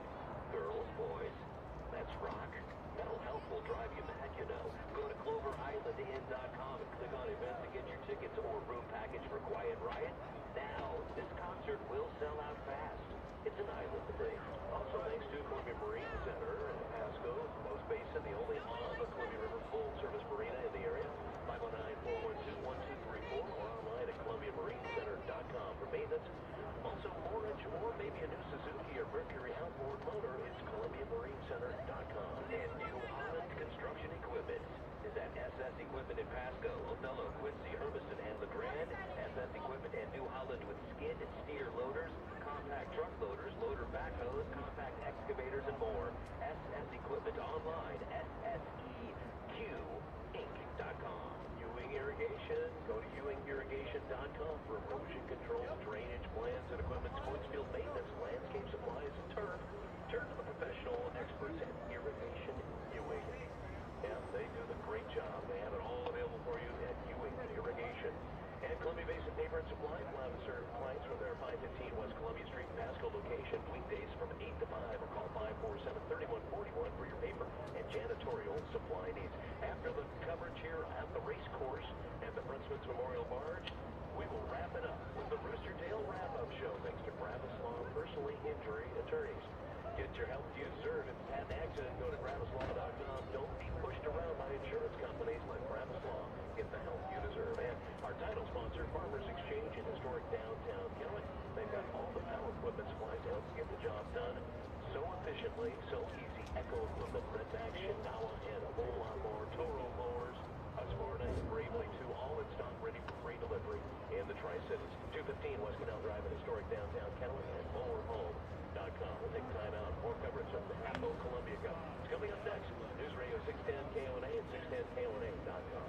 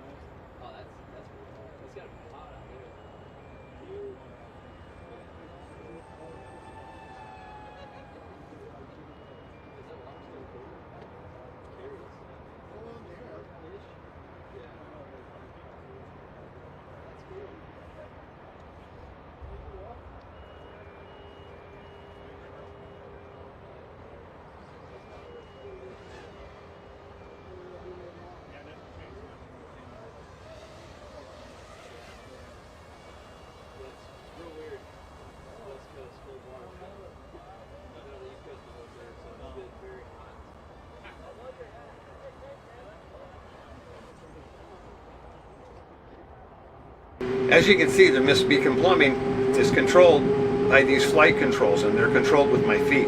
So we've controlled them down the straightaway by keeping the boat off the water, which makes it fast, but not too off the water, which makes it crash. So then we get down to the corner, and when we turn into the corner, we want it to stay on the water, but then at the same time, as it gets partway through the turn, we want to add more lift or more up elevator in an airplane to keep the nose up and to make it go faster around the turn. And you can see that happening too. So it's a real integral part of how the Miss Beacon Plumbing runs and what makes it fast or not. So all this is real complicated, but without the help of Bill Cahill and all the employees of Beacon Plumbing, couldn't happen. Kelly and Sharon, support us. Bill Cahill supports them. Makes the whole world go round. And thank you, Seattle, for supporting Beacon Plumbing. They do a lot for us. They do a lot for the community. And looking forward to the race.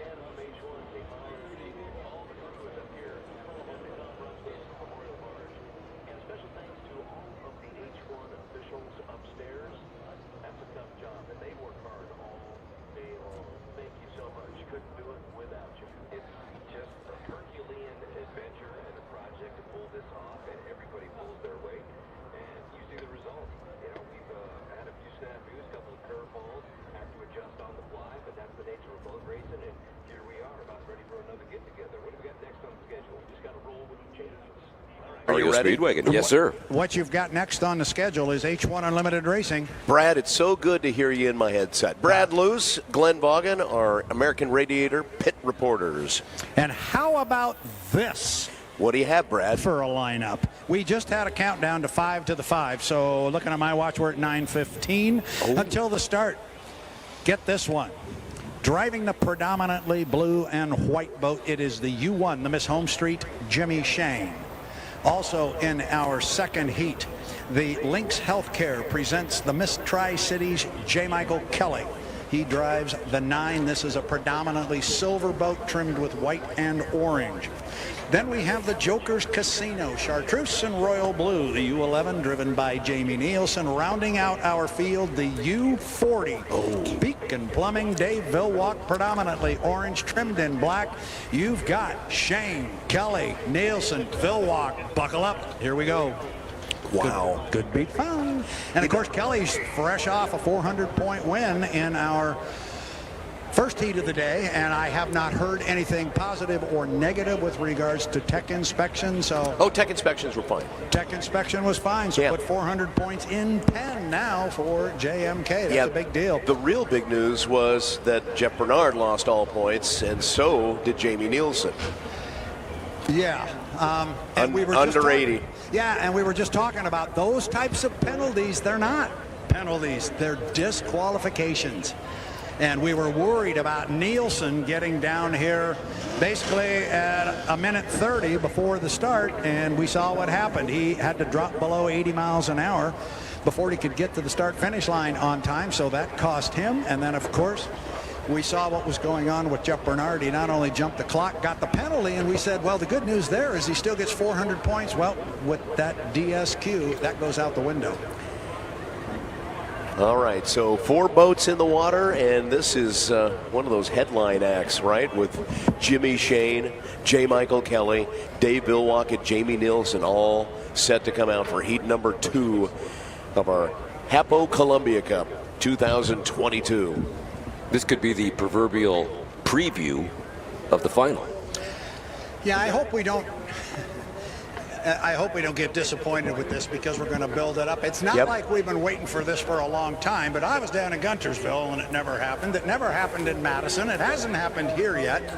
So, Brad, let's talk about that, because there was that whole buildup at Guntersville for the final heat, because Villwock and Shane never got paired together in the heat racing Saturday and Sunday. So finally, in the final, we thought there would be that opportunity. Then the start sequence was so poorly performed by veteran drivers. They both made errors that cost them any chance, and it cost the fans a chance to see a real duel. It really did, and that was disappointing. And you talk about, overhyping a final heat. I guess there's probably one person you can look at that was front and center in that whole thing, and you got him talking in your ears right now. That was me. I told those fans down there this was going to be something special. We were finally going to get him to square off. We were going after the oldest active motorsports trophy in the world, and yada, yada, Oh, yada. that's right. The Gold Cup was on the line. It was. And 4, 3, 2, 1, mark. 1 to the 5. 1 to the 5. So in 1 minute, boats will be pushing out of the Neil F. Lamson docks, heading over to Tire Factory turn number 2, and Derek Maselli. Yeah, well, we certainly await them now. And again, the bigger thing to me is we can talk about Guntersville, we can talk about what never happened, but we can also talk about what did happen here yesterday and that little bit of paint swapping a little earlier on in the dash, and how that may factor into some of the intensity between Jimmy Shane and Villwock here this afternoon. Well, Derek adds the drama. Well, it's true, because yesterday when Jimmy Shane was being interviewed on the dock, you could hear the passion in his voice. He was upset. He was upset. There was no question about it, and we were kind of surprised about that. So, again, the buildup has been going and going. And we're finally going to get to see what it's all about. I like what Dave Villwock said earlier after the heat. His job now is just to get the boat through these heats and get it to Sunday. So you want to pick up as many points as you can. 5 minutes. 5 minutes. Exactly. Yep, here we go. All right, all swimmers, we need you up on the shoreline. Everybody out in the water, we need you up on the shore. Everybody out of the Columbia River as we get ready for Heat 2 for our unlimited hydroplanes for the 2022 HAPO Columbia Cup. Again, all swimmers completely out of the water, up on the shore, please. Out first, J. Michael Kelly, the 9. Lynx Healthcare presents Miss Tri-Cities, followed by Joker's Casino, the 11 with Jamie Nielsen, Dave Villwock in the Beacon Plumbing, the 40, and coming out now will be Jimmy Shane in the 1, Home Street.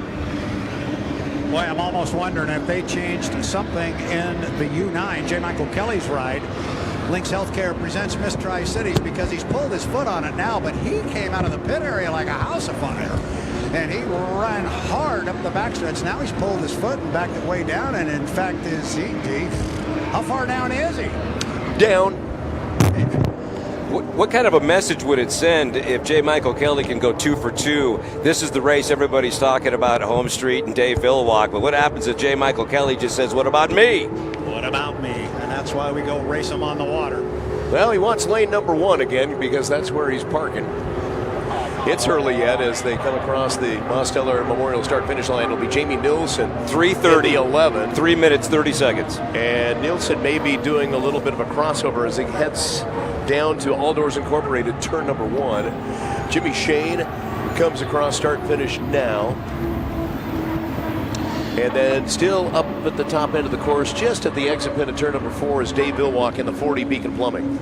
Kind of looks like maybe Mike, JMK, in that Miss Tri-Cities presented by Lynx Healthcare. Like they had some timing marks they wanted to hit, but to hit the timing marks, he had to come blow up to the top end first. And if that's the case, then he had the opportunity to get right on him. Right in front of you, Derek, J. Michael Kelly on the inside. Here comes Jimmy Shane in the home street. Obviously a huge story for them, but a little further on up the backstretch. Huge, obviously, for Miss Jokers Casino and Nielsen Company. They didn't get to really do a whole lot yesterday. Crews were hard at work looking to redeem themselves. Villwock jumps through the ESCO Electric infield to the backstretch.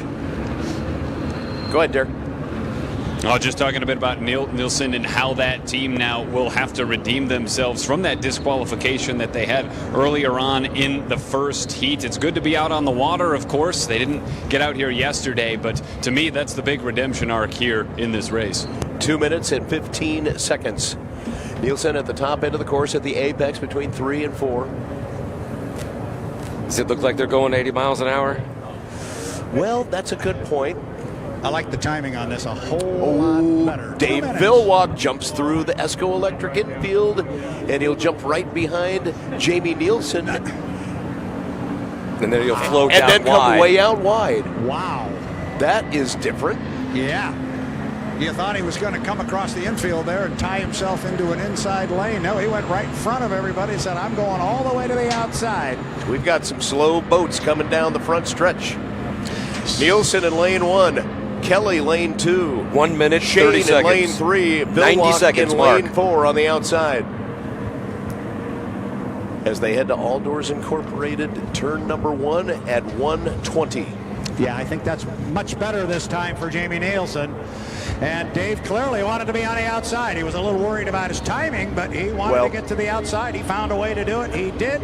Derek, they're right in front of you. You got all 4 of them at 1:05. Yeah, that we did. It does look like Nielsen's going to stick to that lane 1 on the inside, hugging real close to the turnman. Villwock content to be outside, and it looks like Miss Tri-City is going to be that number 3 spot with J. Michael Kelly, and then, or in lane 2 rather, and then lane 3 coming down the backstretch is Jimmy Shane in that bright blue Miss Home Street U1 boat. Well, this is eerily similar to the Dash for Cash in that you have Villwock on the outside and Jimmy Shane just inside of him in lane number 3. Clock at 37 seconds to the start of Heat 2.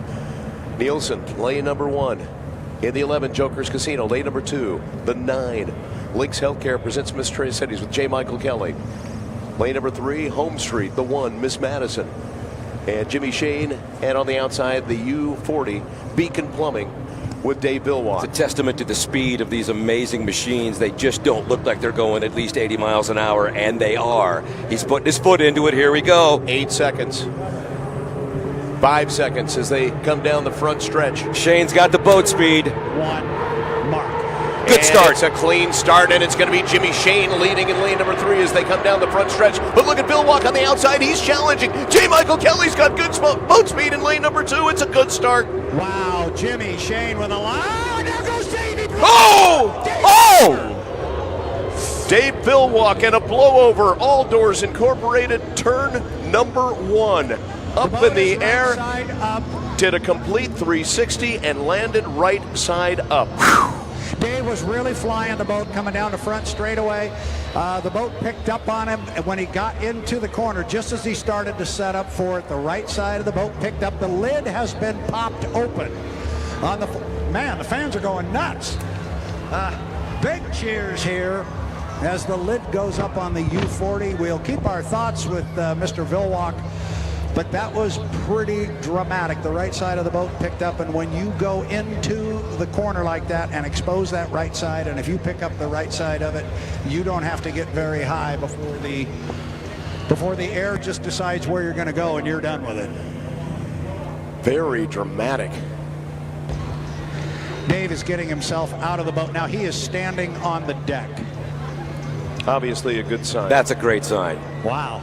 And that corner, this number 1 turn here, number 2 turn here on the Columbia River, has historically not been nice to Dave Villwock. Good to see him standing on the deck of the boat. Was it 98? 7. 97? He had the crash in the turn number 2 area? It happened right in front of me in 1997 in turn 2. Yeah, that was a dramatic event. But this is a different one. And I'm just going to throw this out there because I know Dave. I know what type of a competitor he is. There's part of him right now that is saying, I need to take a look at the boat, get me in. We're not done with this thing yet. Yeah, well, we've seen it before. We have seen it before. There has been a thing called a flip and win. And this format would play right into that, but I think we've got the cart way out in front of the horse on this. We look at the back of the boat, the wing and the fairings are gone, but trust me, that is all cosmetic. Yeah, and it looks like some of the crews and one of the rescue sleds may be headed to pick up some of the pieces. Yep, they're pulling it on board now. Yeah, there was one piece that even before the spray went back down and settled back into the Columbia. There was one piece of the boat, I don't remember it being terribly large, but there was one visible piece that we could see. We had a tremendous view of it here from the pit tower. I don't know, Derek, if you could see much from over there because there were other boats inside of you. But, and Mike, did you get any type of a look?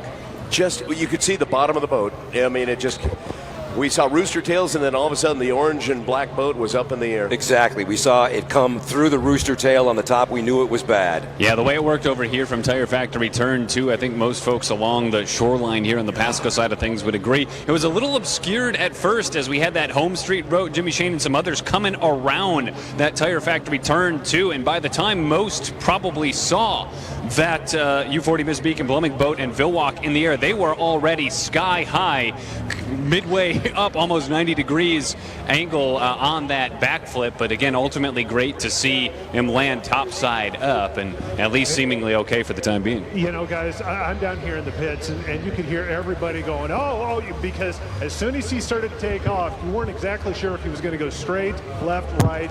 And like Brad was alluding to, right before he landed, something, I'm going to guess because of my distance, about the size of, let's say, maybe a pizza box, came off. I'm not entirely certain what it could be, but it was bright orange so you could see it. And then it was floating down the Columbia, and it looks like a piece of something is still off in the water.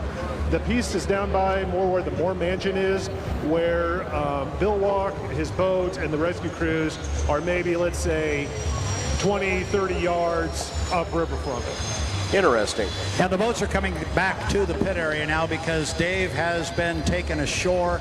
He did not come back to the pit area. That is protocol. They have taken him down to the boat ramp down there. There is an ambulance down there. There are medical personnel, and despite the fact that we saw him standing on the deck, we will await official word on how he is doing. We think all the initial signs are certainly positive. Jamie Nielsen has made it back to the dock in the Joker's Casino. Here comes J. Michael Kelly. Brad, let me back up just a sec. When you were talking about J. Michael Kelly was carrying tremendous boat speed on the inside. Was that basically deck to deck to deck before the flip happened with Mr. Villwock? No, definitely. You had Jimmy Shane had the lead coming down here. He had already opened up 3 or 4 boat lengths, or 2 or 3 lengths, I would want to say, on J. Michael Kelly. And then the boat with a lot of speed was Dave on the outside. Dave was closer, I think, if I remember this correctly. Dave was probably closer to Jimmy than Mike was, but Mike was going to have some lane position inside him. And because when Michael called him across start finish line, I was looking from way down here. My first thought was Dave's going to take him across start finish. And then Michael said it was Shane with the boat speed who was bringing them across. And as they got down here, I saw that was definitely the way it was. Dave, as he has been since yesterday morning, was packing a lot of air. He was carrying the right sponson. When he got to the corner, it just got underneath it and over it went. It was a dramatic blowover, but one of the things I like to say about those things, they're dramatic when they go way up in the air. And he certainly went around more than once. He didn't quite make it around. Maybe he did. Now I got to go back and think that through. He may have made it around a couple of times, but he went very high in the air. And the good news about that is all the time he is up in the air, he is slowing down. Right. He is slowing down. The boat, it's catching air, it is just pushing against the wind and slowing down. But gosh, I hate to see that happen. That's 2 events in a row. We've had massive blowovers.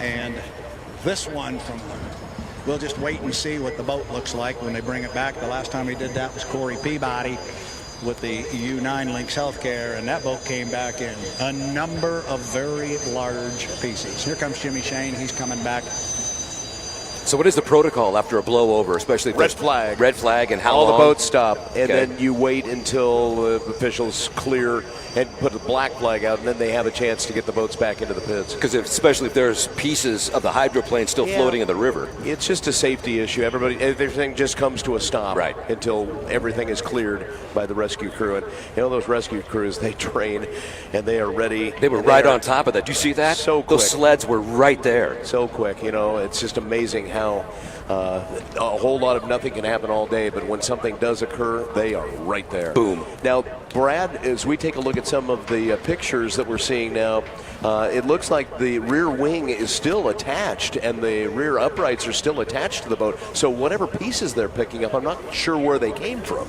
because you would think that it would be the wing or the uprights. Sorry, I was taking a long pull. Yes, on a bottle of water there. Yeah, Hey, Brad. And that almost. Yeah, you're trying. We're just totally conjecture here. Hey, Brad, can you hear me? Go. Yes. Hey, I can give you my opinion here from the dock, but let's get an opinion from a guy who's out there. J. Michael Kelly, what did you see when the 40 went airborne? I didn't see anything. I was on Jimmy's inside. Just kind of came out of that turn and heard that David going over like at the apex or something. Just hope he's all right, and man, just can't really afford to lose another boat. So main thing, just make sure Dave's all right and go from there.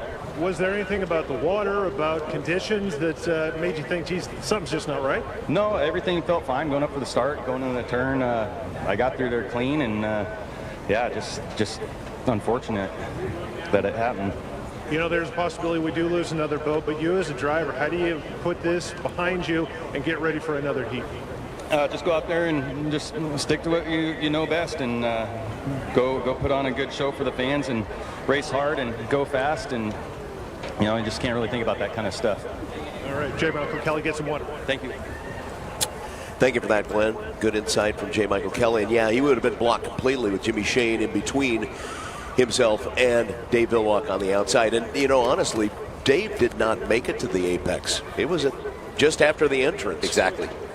And he's been swinging wide the entire weekend. And we had just mentioned it before the blowover that his whole job, he had mentioned it in a previous interview, just keep the boat intact and rack up the points and make it to the final on Sunday. So he was going into that corner with some meaning. He was carrying a whole lot of boat speed into that corner. Well, he wants to race hard. Absolutely. Wants to get the checkered flag. Yeah. That's what they do. So any news down there? As the boat made it back over to the Lamson pits, Brad? Well, Glenn Bogan is down there closer than I, but no, the boat has not made it back. No, they're pulling him in. He's perhaps about 40 yards away. Okay, and Dave is down in the boat ramp area, I would imagine, at the east end of the park with the medical crews. And it used to be that they would mandatorily take the driver to the hospital to be checked over, and I don't know if that has changed or not. Like concussion protocol? They do not have to take him to the hospital. Okay, it was just standard procedure. It was back in the day. So a hold on the course gives us a chance to say thank you again to our title sponsor for our coverage, Farmers Exchange in historic downtown Kennewick. Feed, pet supplies, and a whole lot more in the main store. And the best thing is you can get good advice, whether it's lawn care, garden, whatever it might be, even horse or dogs or cats, whatever. They've got everything that you could possibly need. That's what they're known for. Farmers Exchange in historic downtown Kennewick for nearly 100 years, and a complete power equipment parts and service center to make sure that your equipment makes it to the finish line. All nursery items right now at the full-service nursery and garden center are 50% off, including the pottery. They're at 215 West Canal Drive in historic downtown Kennewick and mowerhome.com. Farmers Exchange for 98 years. And we thank Bunch Finnegan Appliances for their air show sponsorship here on 610 KONA. Get details about the leap into luxury appliance packages from Thermador, just under $10,000. The Bunch Finnegan Kitchen Pros will put it all together. 9 East Columbia Drive, Kennewick, and go to bunch.com. That's Bunch Finnegan. All right, so we will rerun heat number 2 and heat number 3.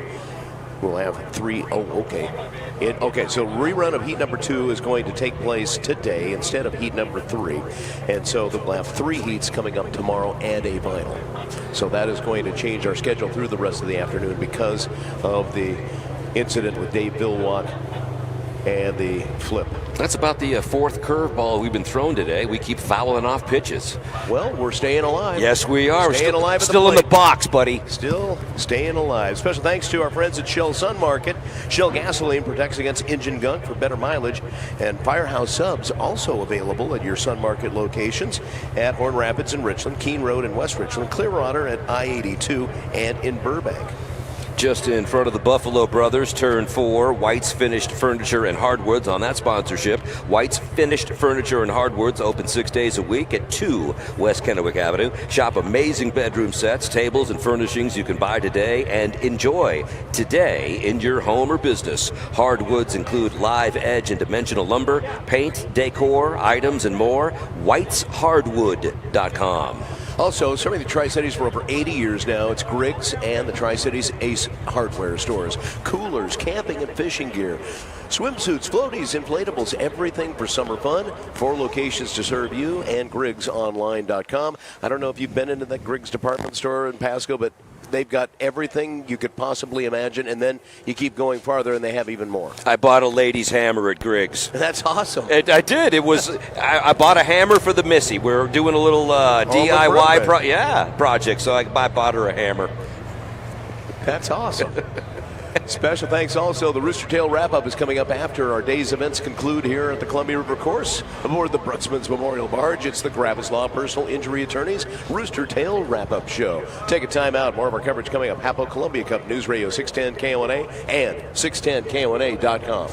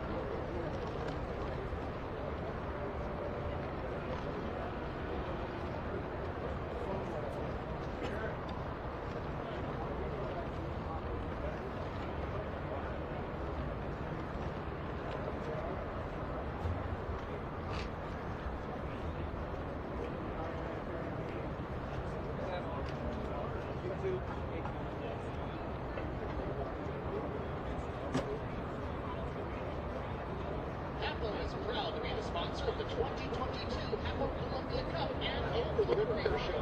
Their leader in Eastern Washington Credit Union, serving a diverse membership of over 180,000 members. Their primary focus is on products and services that bring value to their members while providing convenience to innovative payment solutions. Visit HAPO online at HAPO.org or stop by any of HAPO's 18 locations and let HAPO take care of your financial needs.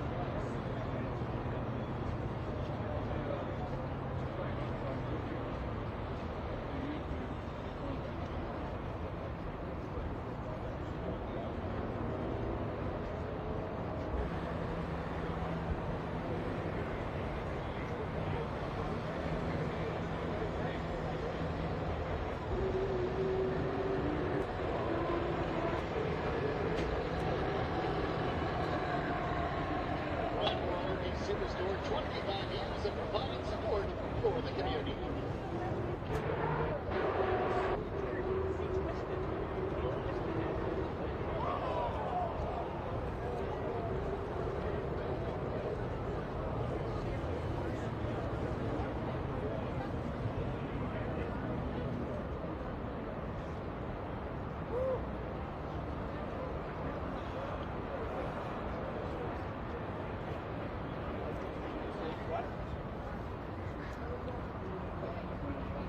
Years and counting, the Tri-Cities Water Follies Association would like to thank these businesses for their many years of providing services to make our boat races and Over the River Air Show a huge success.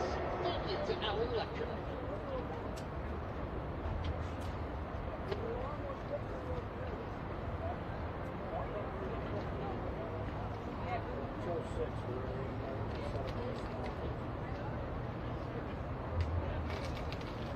Friends, don't forget to swing by Lagoon Saloon on the Kenwick side or Margarita Village on the Pasco side for a refreshing cruise line or a fresh homemade margarita. Brought to you by CG Catering. Please drink responsibly.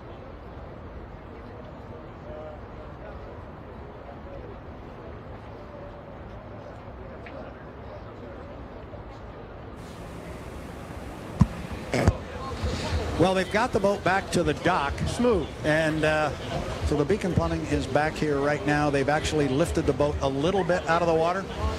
We can't see very much of what they're doing with the boat because we have been asked as parts of the media to stand back a little bit, so we're giving them some room. But they're going to pull the boat out of the water as we saw this morning with the U3. They're going to pull it out very, very slowly because there's a lot of water that has gone into that hull. Water, as you know, is very, very heavy, and you don't want to just lift that boat up very quickly with all that weight in it. You might pull either the sling brackets out or you might injure the bottom of the boat and cause more damage than you've already got. So we really don't know right now what we're looking at. You know, and something I was kind of talking about from the dock from a distance, and you were noticing it a little more as they were coming here. There's some pieces of some size that they're bringing up prior to the boat coming out of the water. In your assessment, is that really bad news? Is that just concerning news? What are your thoughts? Well, I would say that it's probably not really, really bad news for sure. I would say maybe the good piece to that puzzle is they were bright orange, which tells me it's part of the deck. Could be part of the cowling. Could be part of the skin on the fairings. Could be part of the skin on the wing. So if it's just skin, then yeah, it's no big deal. So an update now from the boat ramp area and the ambulance. Dave Villwock has been released. Okay. And will be heading back to the RV at the 40 camp, Beacon Plumbing camp there in the Lamson pit. So he has been cleared from medical and will return now to be with his team and probably relax and try to catch his breath after a breathtaking flip on the Columbia River course in turn number 1 for All Doors Incorporated. No rest for the weary, as we have another announcement regarding an early wake-up call for the unlimited hydroplanes tomorrow morning. Yeah, we will have an early race because we'll move our schedule, right? So heat number 2, which was called because of the blowover for Dave Villwock in the 40 Beacon Plumbing, moves to 4:05 this afternoon. That means heat 3, which was scheduled for 4:05 this afternoon, moves to 8 a.m. tomorrow.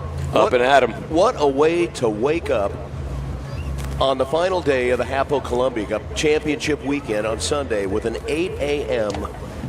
heat race. I have a very important question for you and other boat race fans across the Columbia Basin. With the early 8 a.m. heat, does that mean you take 1 or 2 less drinks tonight? Might go to bed a half hour earlier. Okay, so it doesn't matter. The intake is the same. It's just the rest and recreation. Sure, that's not what was stated. Okay. Thanks for extrapolating, though. I'm just knowing my man who's working the tower. He's got the keys to the liquor cabinet, and tonight is the night to celebrate with friends and family. Yeah, apparently just more water. Yeah, 2 waters and 1 Powerade. I'll be here early to cover for you, bro. Hey, it's boat race weekend, man. We gotta go with the flow. So Brad and Glenn and Derek over in Tire Factory turn number 2. Hang on. Coverage starts at 8 a.m. tomorrow. Oh. Hang on a sec, guys. You got? Hey, guys. Yep. Michael, can you hear me? Yeah. Yep. I'm just trying to get a hold of Dave to do a conversation. Dave's talking with H1 officials and family, and so looks like he's got to talk to a couple more people. So Brad's looking for an interview. Yeah, and I talked to Dave. Dave's fine. He just walked down to the boat, and I asked him, I said, can you talk or want to go down and take a look at the boat? He says, let me go down and take a look at the boat first. So we'll get Dave here in a minute, but clearly he has been released. Michael was saying with regards to medical, he had been released. The medical personnel are right here. He's been released. He's fine. He might be a little shaken up tomorrow and answer that question a little differently. But he's okay. He wants to go down. He's a boat racer. He wants to go down and see his boat. That's what they do. You know, that's interesting, Brad, because that happens. I mean, even if you have a small fender bender and you feel fine that day, sometimes you go to bed, wake up the next morning, it's like, oh, I've been in the spin cycle in the washing machine. What happened? Even a veteran driver like Dave Villwock, there is still that shock that comes with a blowover. Sure. I mean, he's a human being. I mean, no matter how much of a grizzled veteran he might be, that has an impact on somebody. It's got to. Yeah, he does. I think I'm going to get an opportunity to take a look at it right now, look at the accident one more time. Bear with me. I'm going to put my glasses on so I can see. Let me take a look here and see what we've got. There is okay, we're looking at 30 seconds prior to the start. But there was some conversation down here amongst ourselves and talking to other veteran boat racers here, and I made the comment that Dave was packing a lot of air when he came down the front straightaway. He was what we call carrying the right sponson, means sponson was up, and Brad's cut out just a little bit down to the pits, but he'll pop back in here. Perhaps. Well, I'm sorry. Yeah, I'm way down. That's fine. At the other end. So what okay, I think I'm being called down where maybe we can we see him now? Okay, we are now being allowed to step in where we can get a look at the boat. Good. So let's go down, and that's going to give me an opportunity to talk to Dave at some point. Thank you, young man, for that. And here comes Dave. Dave's coming up off the dock. It's one thing to hear him say that he's okay, but it's another thing if you can hear Dave actually say it himself. So we'll see if we can catch him. He's having conversations with crew members, as you might imagine. And Brad, maybe you could describe. Let me just talk real quick here for a moment here. First of all, and most importantly, how are you? I'm fine. I'm fine. Feel better if I had some pain someplace, but I don't. All right. And obviously you look like you're walking around. Everything's fine. You've been with the family. You've had an opportunity to talk to your crew. What happened? We were trying a little different propeller there, and something we'd never tried. The boat was very recoverable with anything. Everybody's watched me fly that thing around over the last couple of years. And that time it just, it hit a little bounce. It wasn't any big thing, but it just didn't recover at all.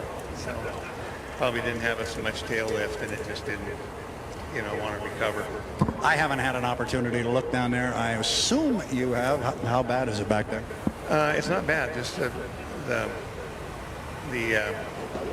left rear corner, it pounded that shoe. The important thing is you're okay. Yeah, we're good. All the safety systems work, and we use a lighter helmet. It helps that for Well, that's an interesting analysis of the damage on the boat. Special thanks to Dave Villwock for joining us on the broadcast from the Lamson Pits with our American Radiator Pit reporters after the blowover that occurred in our Unlimited Heat number 2. And this assessment of the boat was just that back right side. Yeah, Mike, now I got you. Yeah, there you go. I'm sorry. You lost the last couple sentences that Dave said. He's really disappointed. You can read it on his face. You can hear it in his voice. His comment was, he said, now we gotta scramble. He said, we gotta get this beacon plumbing ready to go for Seattle. So that doesn't bode well for He made a comment there that on the very back of the boat there is some pretty severe damage that he's seen on the back of the boat at the transom, either left or right side. So, sorry, this is breaking up just a little bit. I'm going to walk toward you, but he's okay. That's the important thing. We can fix the boats, but we can't fix the drivers, as Lee Shaneth liked to say back in the day. Safe. So, and I do have a little bit of breaking news for you on a good side. And that is? Let's hear it. Our Grand Prix America hydroplanes are going in the water. Excellent. First part of good news. Second part of good news is I finally moved the left foot and the right foot, and I walked closer to the towers down there, and guess what? You sound better. I sound a whole lot better. Now, the breaking news that I've got for you. Oh, I thought that was it. No. Oh, it gets better. Wait, there's more. The GP79, that bad influence. That boat is going to come out on the race course. Now, Jeff Bernard will not be driving the boat. Bert Henderson is going to climb aboard. We talked to Bert this morning. He is in the boat now, and he's going to drive this one. So this will be fun. We've watched Bert out here on the Columbia before, driving the U7, that big bright red boat, and he's going to come out now, and he's going to drive GP79 for Mike Grindell. So Bert Henderson back.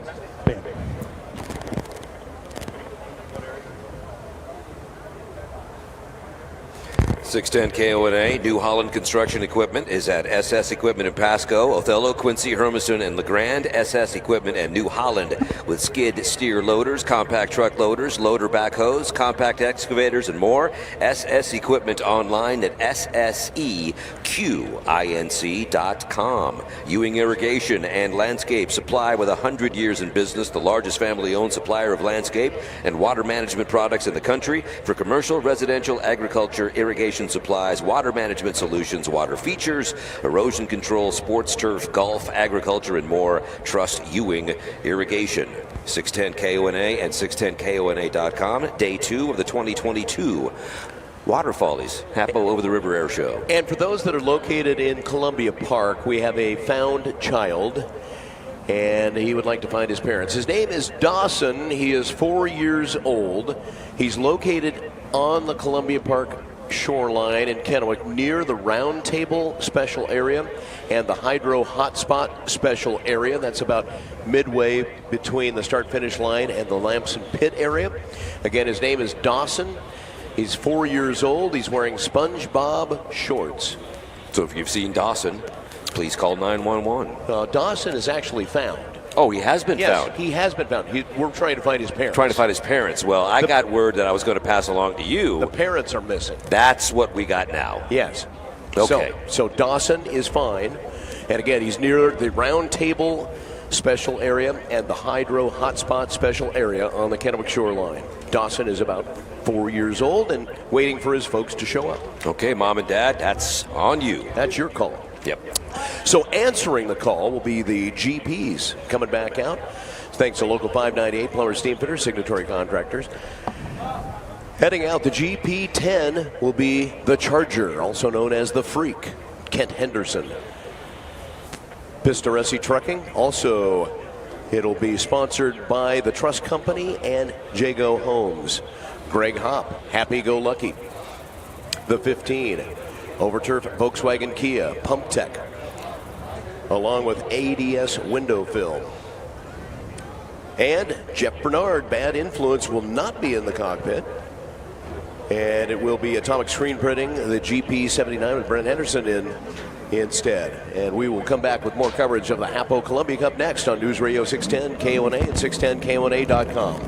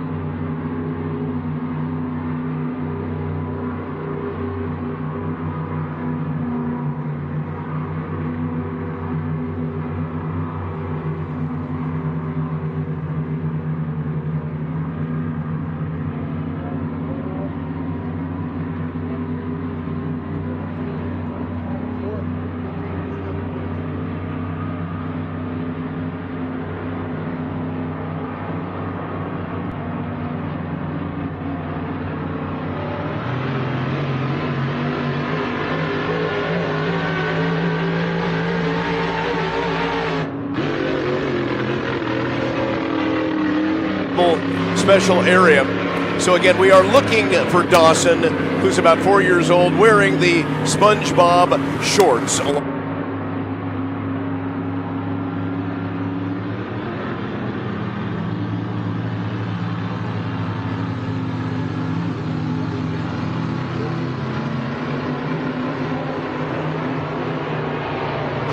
And Brad. One more time in the 79. Who's our driver? Is it Bert Henderson? It's Bert Henderson. All right, thank you. Keep an eye out for Kent Henderson. Driving a Charger. So Charger away. I just got, I don't see it down in front of me. Charger is coming up the backstretch right now, just across from the Mosteller start-finish line. Mr. Rescue Trucking presents the Charger, a.k.a. the Freight with Kent Henderson. Interesting to see how Bert does in the 79. Coming up on 2 minutes until the start, Michael. Yeah, also the Trust Company and Jago Homes jumps on board as a partial sponsor for that GP10 after Ed Preston had to withdraw. Clock at 1 minute and 50 seconds as the boats come up the backstretch, except for the Charger, as we were talking about, with Kent Henderson on the front stretch. Beautiful boat. Love the colors. Great lines, too. It's got the kind of orange-red and the checkerboard stripe right through the middle. But off that top end of the course, what a beautiful photo. As Bert Henderson comes through on the GP79, that's the orange boat. Then you've got the 12 with awesome Austin Ekert. Ice Harbor, local 598. Followed by Greg Hopp in the Overturf Volkswagen Kia PumpTech ADS window film. 1 minute, 1 minute. All the boats into turn number 1 at the exit pin to turn number 1, and Derek Maselli. Yeah, and then still pretty clear position. I mean, it seems that we've got that group of 3 now in the back, but very clearly bad influence of Bernard at number 1. Let's see, though, as they vie for position here, a little bit of movement here toward the back of that cluster, guys, as they head now along the back stretch.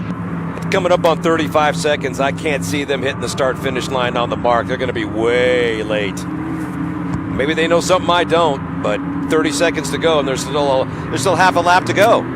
Well, they're all going to hit the gas. Yes, they are. Let's go. The good thing is they're all together as they dive into turn number 2.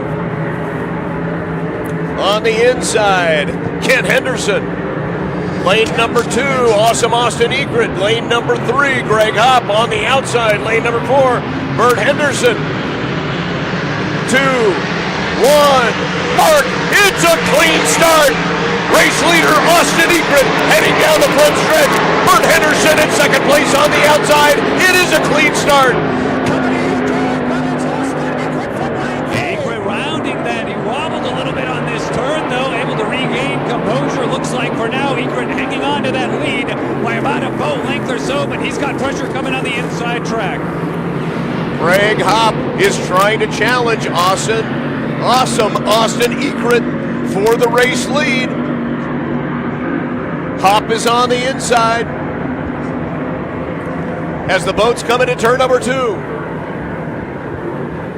To the apex and to the exit pin, it's going to be Hopp with the lead. Ekert in second place. It's 2 boat length lead for Hopp in the happy-go-lucky as they come across the Mosteller start-finish line.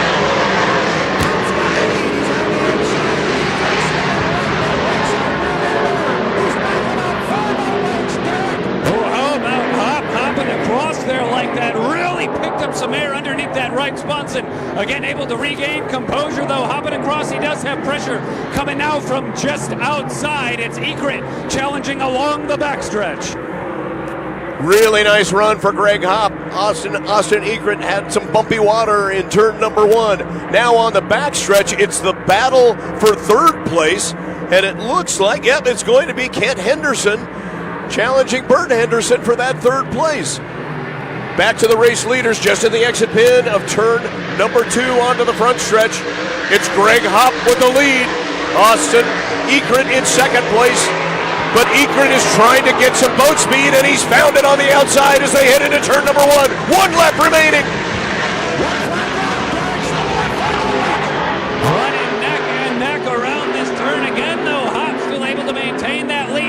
We'll see how it goes. It looks like Egret now within about a boat length in that battle for that 1 and 2 spot.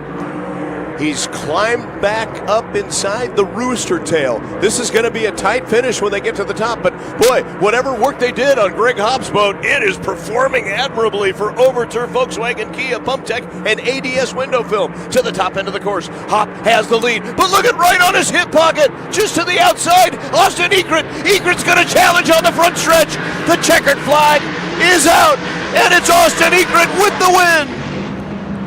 Wow, what a last lap for awesome Austin Egret and the Ice Harbor Local 598 Plumbers and Steam Fitters GP12 for Shell Hayes Racing.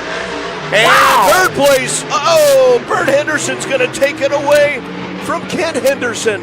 The 79 edging the 10. Best for boat place. race of the weekend so far. That was a great race. They're so loud. So fast. Unbelievable race. I thought it was Greg Hopp time, man. It's late on Saturday. Greg Hopp, that's when he shines. You were talking about how by Sunday he'll be in the right place at the right time. Boy, he really found some improvement in that boat. But Austin, what a run! That was unbelievable. Last lap, that last turn at the top end of the course was just perfect. And onto the front stretch, just enough boat speed to take the checkered flag. And Austin Egret. It has literally taken Michael McDonald's breath away. That's how good the race was, folks. What was the margin of victory there? Could not have been much. Boat length and a half? Wow. Maybe. Yeah. That last run down the backstretch, Austin found a few extra beans. It's the same thing he did yesterday in their heat. It was on that last lap. He's got a flair for the dramatic. And that finish for third and fourth place was amazing as well. That was even closer coming to the line. And who won that one? Sir, we're just getting... Who's third on that?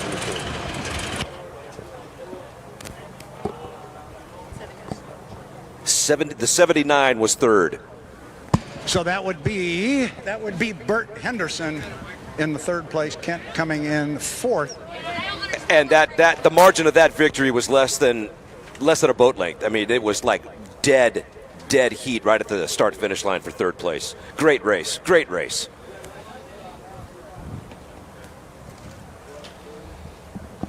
It really does seem these Grand Prix vessels have given us some pretty good ones, even going back to yesterday as well, seeing them run around with the dash. That Austin's last lap was just something for the books, man. Boy, he was putting his foot into that. It's good. Well, and Greg Hopp, and again, they had been working on that boat. It hadn't performed very well until this race, and he held the lead most of the way. But that last lap and that last turn for Austin Egret was the difference maker. Even though he was on the outside, he was able to find that speed and really tight turn, and he kept Hopp inside on that buoy line. He did. It was really well done. That's good racing. You don't really expect that from somebody who is not as seasoned in the sport as he is. But a good racing family. Oh, absolutely. That's true. Good point. Touche. Let me, guys, I'm walking down here. We're going to have to wait a minute to get Austin, and we will most definitely talk to him, but I've got to go a long way down the dock to get Mr. Hopp. But I want to talk to Greg because a couple of reasons. Number one, I haven't talked to him yet this weekend. And number two, this Overturf Volkswagen Kia, you found some beans in this bad boy that time. That thing was running, my friend. We rebuilt our motor. We lovingly named Happy. This is for Happy from Happy Go Lucky. We're running this whole year in her honor. She passed away earlier this year. So a little help from Ed's Automotive. We get this baby hooked up, and boy, she was screaming a pretty tune. So, we led most of the race with the Miss Overturf, and I cannot believe that he got me right at the end. I had him. Just about blew the boat over down here in the turn, and that slowed me down just enough to get this big propeller spun up. And congrats to Austin and the Shell Hayes team. They're doing a phenomenal job. Kid's driving his ass off, so hey, we're doing the best we can, and maybe we dial her up a little bit for the next couple of heats. Obviously, I need just a little bit more. Yeah, well, you like that big propeller, and you like to wind that bad boy up. You've been doing that for years. Oh yeah, I love to wind it up tight and let her sing. And unfortunately, but I caught a little air, showed everyone the bottom of the boat. Repairs held out great. my crew said the bottom looks good anyway, so. We don't need to see it in the lower. Come see it up. Go. Down here on local sponsorship, this is all great. I love being in Tri-Cities. I love the local sponsorship. By Pump Tech sponsorship, had them forever. They're all here at the race. They haven't been to. There's been only Tommy and Angie come to the races. They're all here. So great show for them. It's a great, Brad, yes. Hey, I'm getting asked a question from start finish. While you have a chance, maybe you can ask a little bit about that sponsorship and the Moses Lake connection, Pump Tech, and a special kind of an observance the team is doing this year. You're doing some sort of a special observance for the Pump Tech guys out of Moses Lake. What am I hearing here in my ears? Oh, I can't hear what they're doing over there over there, but great for them again. These guys have sponsored me since like when Noah started building boats, right? So,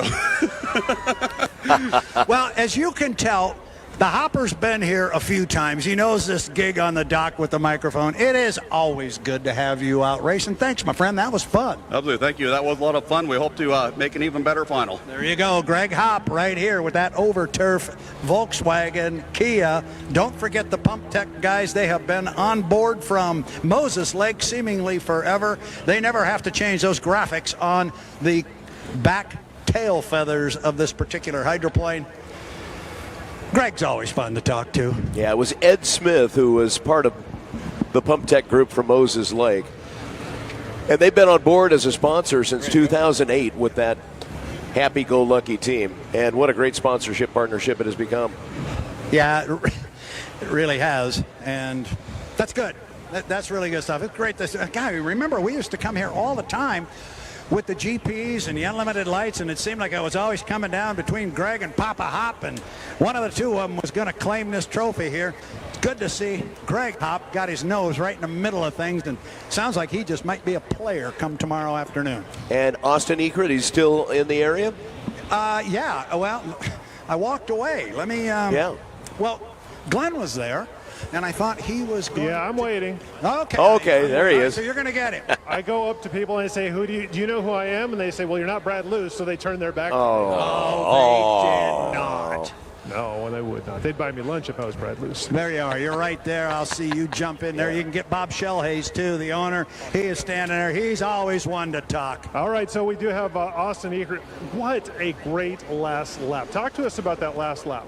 Oh, the last lap. Let's see. You go across the start-finish line, and you're looking down the tailpipes of Hop, and it was like, okay, we have to really drive this thing into these turns and keep the speed up down the straightaways and drive the boat nice and delicate, and just sort of went for it. And sure enough, just no letting off, just go. And luckily was able to drive through the turns a little bit better. It seemed like Hop was having a little bit of a hard time through there, but it just hooked up and went, and somehow I caught him. It was phenomenal.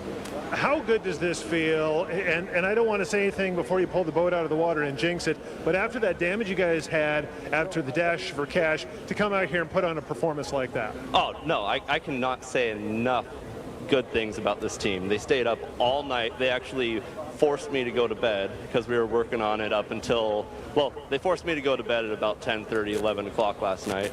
And they stayed up, and I think they were up until about 2, glassing away. And seems like the repair held. They're hooking the crane up right now, so cross your fingers. So how do you feel? Again, kind of that letdown of the Dash for Cash, the damage, but then to come out here and have such a great competitive race against Hop, that's got to be not only the win in the win column, but a moral win as well. Oh, absolutely. Yeah, definitely. Just seeing all the damage, you know, it's like, ooh, how could this pan out for us? And luckily we were able to fix it and get out here and perform as we did. That was just kind of a little bit unbelievable. And the cool thing about it is that during the Dash for Cash, we did finish. We didn't quite get first. We did fall back to second. We had a good run, and we were about to pass them. And I think when the damage happened, it slowed us down a little bit. But we did finish. So it was good, but then the disappointment of the damage. You know. Well, Austin, you guys put on a great show out there. We loved it. Go get some water and take a break. Thank you. Thank you. And our winner, Austin Ekert, in the GP America. And the boats are brought to town thanks to Local 598 plumbers, steam fitters, and their signatory contractors. We'll take a timeout. More of our coverage coming up for the 2022 HAPO Columbia Cup. It's on the way from News Radio 610 KONA and 610KONA.com.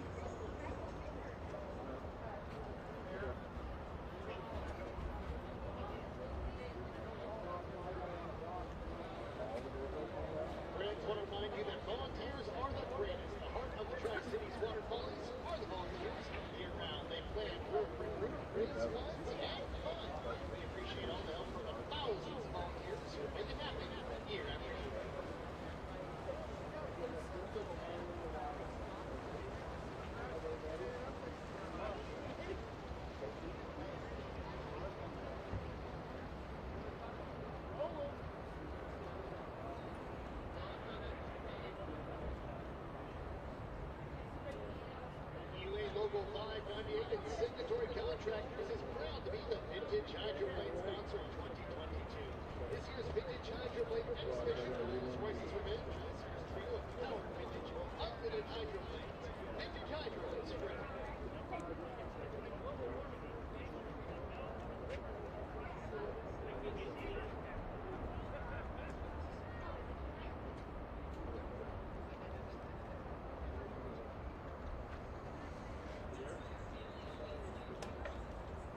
It's Mobile Marine, we know boats, proud sponsor of Patrol Boat Hospitality.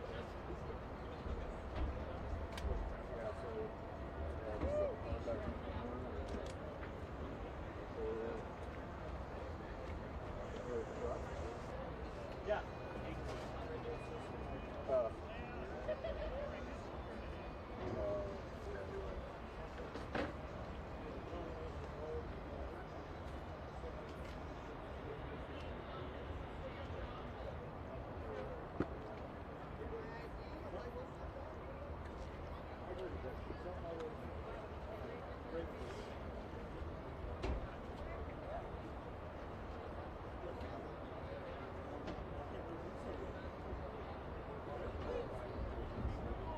Want to remind you that Kids Zone activities feature bouncy houses, face painting, arts and crafts, and more brought to you by our friends at Midland Imaging.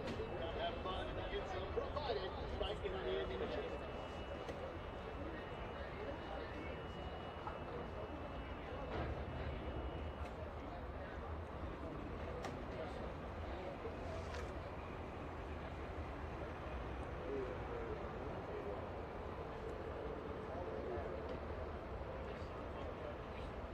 Atomic Screen Printing, Embroidery, and Signs proudly sponsors the 2022 Race Boat Driver Autograph Session for the HAPO Unlimited Boat Races and Over the River Air Show.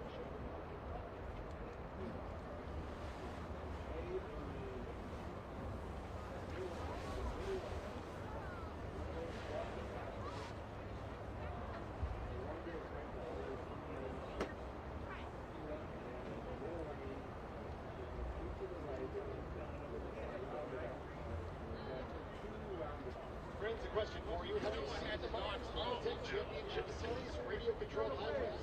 These 1/8 scale replicas of the big boats get speeds in excess of 60 miles per hour when racing through. What these boats lack in size, they make up for in intense racing action. The race course is located at the Family Fishing Pond in Columbia Park, and they run today only.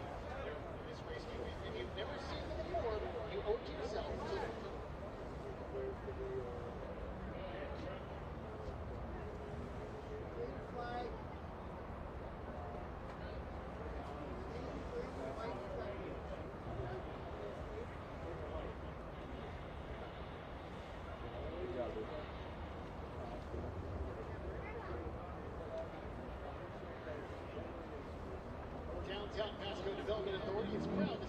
children 6 through 12 for free access to the 2022 HAPO Columbia Cup and vote your rare share.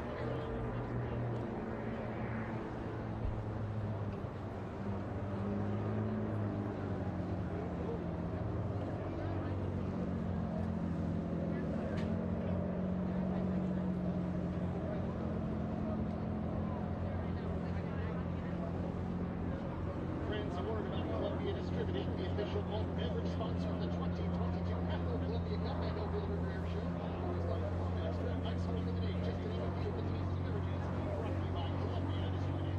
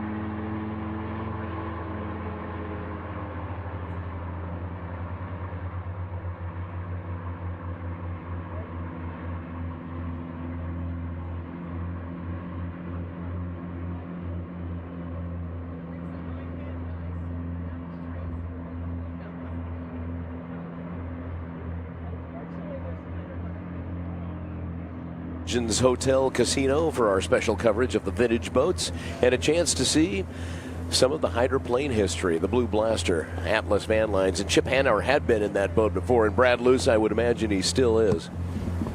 He is. Chip is out in the Blaster. John is again aboard the Squire Shop. The Squire Shop, however, is quite a ways away from the dock right now and unable to get the candle lit. He's still trying. And actually, and still sitting at the dock here right now is David Williams in the U1, the Griffin Budweiser. All right, so that's the pay and pack then coming down the front stretch right by Chip in the Blue Blaster, Atlas Van Lines. Yep. Oh, the sound and the history. Chip down the front stretch on the outside. He's got the lead as they head to All Doors Incorporated, turn number 1. Yeah, so an interesting story here with those two boats being together.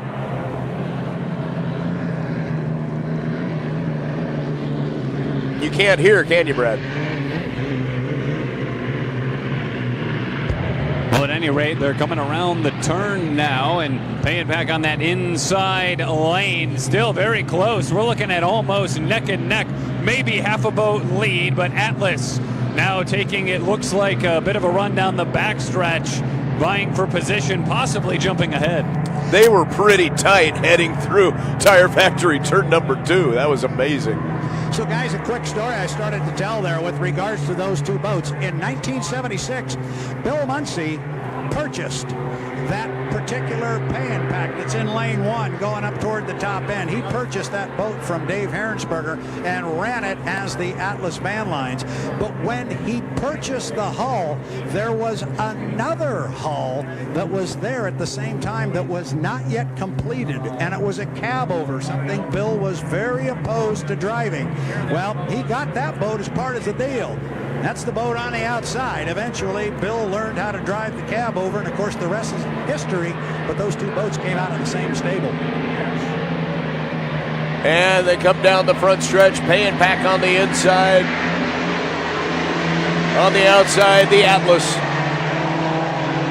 And you can feel the ground shake as they pass the Mosteller Memorial start-finish line. Not just the roar that is just unbelievably throaty. What a great sound, but you can feel it through your entire body. I just felt a surge of history go through me. Exactly. Just instilling memories of stuff. Just, it's cathartic. It really is. It's terrific. Oh, definitely. Seeing a boat from 77 and a boat from 73, originally restored side by side, coming around Tire Factory Turn 2 along the Greg's backstretch. Again, still running fairly even with one another, guys. And they're starting to leg it out a little bit there on the backstretch. Of course, these are museum pieces, so nobody's going to come out here and push these things very hard. But yeah, they get them squared away with some nice water conditions, and they'll give it a little squirt and run them hard and let them rumble and roar up the backstretch. That is just very, very cool. The Squire Shop is throwing in the towel before he drifts underneath the Blue Bridge, and David Williams in the Griffin-powered Miss Budweiser. The boat never got away from the dock. It is still here at the dock. I don't know what's wrong there. It never showed a sign of life, not one. And David has gotten out of the hull, and they're going to put that one up on the trailer. They'll have it ready to go for tomorrow, and here comes our H1 fleet now starting to get moved into the water. There, racing, which is coming up after the vintage. Listen to that rumble. You got them, Michael. Yeah, they're coming down the front stretch, just past the Mosteller Memorial start-finish line. Final lap, the white flag is out as they head into All Doors Incorporated turn number 1 and over to Tire Factory number 2 on the Pasco shoreline. Yeah, and so unfortunately it does leave us with just this two-boat race, but certainly all entertainment along the way as they both round that turn pin now, still running close and close, but this is where that Atlas boat likes to gun it, and that's exactly what we're seeing now down along the backstretch, taking about maybe half a rooster tail lead. Chip is willing to put a little more foot into it, coming around the exit pin in turn number 2, the Tire Factory turn 2. And now look at the pay and pack on the inside, starting to challenge a little bit as they come up the backstretch. The Griggs Ace Hardware backstretch into our Sun Pacific Energy Shell Sun Market turn number 3. What a great sight this afternoon as we get ready for more unlimited action. The rerun of Heat number 2 is coming up in just moments here on 610 KONA, and then the Rooster Tail wrap-up show, which will kind of highlight all the day's activities. Thanks to Frank Cooper putting that back all together back at the Legends Casino Studios. The Gravislaw Rooster Tail wrap-up show. So, final trip around the course, and look at the speed on the outside for Hanauer and the Blue Blaster. Just edging the pay and pack at the Mosteller Memorial start-finish line. I don't think it's possible for Chip Hanauer not to put his foot into it near the end of the start-finish line. It's just not within his DNA. He's not going to take his foot out of that.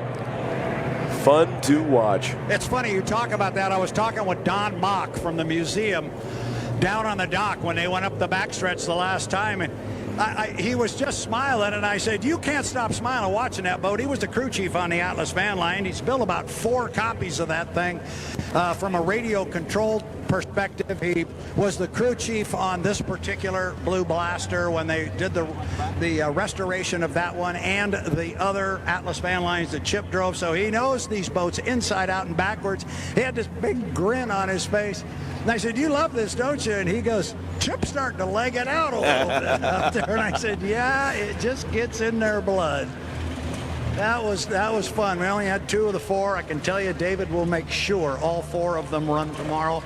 But it's still fun. I love Chip taking wide turn and want to give a little boat speed. He clipped him right at the line, too. It's like you just can't take that competitive Jones out of a driver. No, you cannot. And he wanted to wave to all the Buffalo Brothers fans up there in turn number 4. Oh, I got to get back to work here. Bye. Watching the traffic on the Blue Bridge and on the 240 adjacent to Columbia Park. A little bit of traffic levels starting to build behind us on the 240 as you head towards Richland. Blue Bridge doesn't look too bad. Seems to be moving smoothly. Our traffic watch thanks to Bob's Burgers and Brew. Indoor and outdoor seating in 2 locations. Bob's can manage any appetite. The best burgers, desserts, gourmet salads. Bob's, only the best. Weather forecast, well, I don't know that we ended up going over 110. Yesterday we were right at 110. It seems like it cooled off a little bit. That's a relative term. That's true. 108 is our official temperature right now. We were looking for a high of about, it's gone down, Derek. Maybe you're right, 106. So light wind is coming out of the northwest at 6 miles per hour. And we still have that opportunity a little bit later this afternoon to hit 110. Weather update thanks to Anderson and Zentz Dental. They love to help you smile. Build a better smile. It's full family dentistry offering facial aesthetic treatments with PRF. It's about you and Anderson and Zentz Dental in South Kennewick off Union at 24th at KennewickSmiles.com. And with Points, grocery outlet, independence from hunger. The food drive is on now. Here's a way you can help. You purchase a pre-made bag that is complete with an assortment of groceries selected by the local food agency to place in a collection bin at the front of the store. Please be as generous as you can. Tri-Cityans helping out their fellow neighbors. That's Grocery Outlet. And race fans everywhere, be advised, racing starts tomorrow morning. 8 a.m. It's an early wake-up call for Hydro Cities. 8 a.m. Heat 3 for the H1 Unlimiteds. We will be here. Full coverage begins at 8 right here on 610 KONA and 610KONA.com. Can't wait. Can't wait for the third. We're not done here, though. No, we still have some racing to go. And Brad, let's get a quick update, or Glenn from the pits. Our boats in the water. We're gearing up for the rerun of Heat 2. I believe we are gearing up for the rerun. When I left the dock, I saw the U1 Miss Home Street being lifted into the water. And I can't see. Oh, it is in the water. And I believe the Joker's Casino would be in this heat, correct? Yeah, they're in the water as well. So our boats are going in the water. We're getting ready to roll here, and we're going to rerun 2. It's the heat that had the accident earlier. We will rerun it up next. Sounds great. We'll take a quick timeout. News Radio 610 KONA, title sponsor of all of our coverage for Water Follies weekend, thanks to Farmers Exchange in historic downtown Kennewick.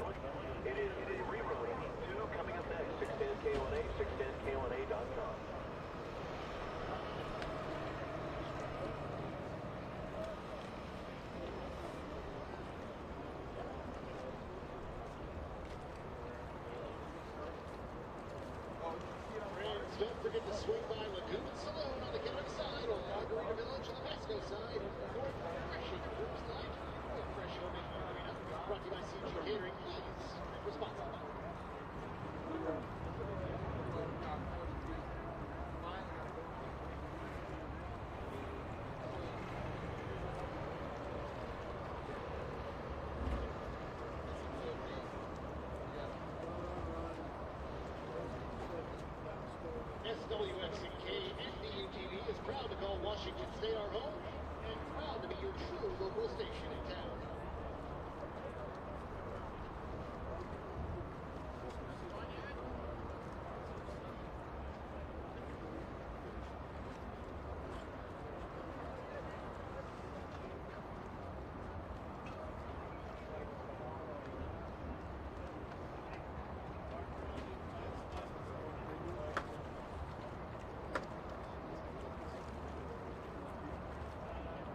Sponsoring our kid tours this year, we have ATI, the leading manufacturer of the titanium industry worldwide. The customer systems need to fly higher, deeper, and stand stronger, and last longer anywhere on, above, or below the earth. ATI has proven to perform. ATI is also now hiring. Swing by the ATI tent next to the Hill Doors for more information regarding their open position. The first 15 individuals to stop by their tent will receive a free booster button, allowing entry to the tour. Thank you.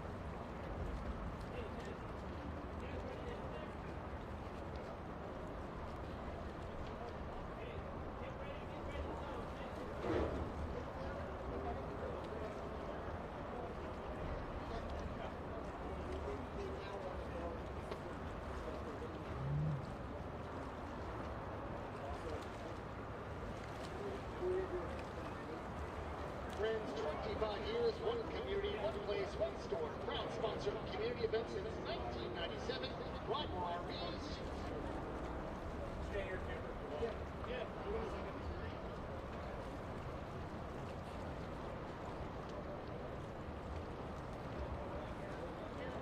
Castle Event Catering is a proud sponsor of the Tri-Cities Water Follies. We hope you all enjoy and stay hydrated.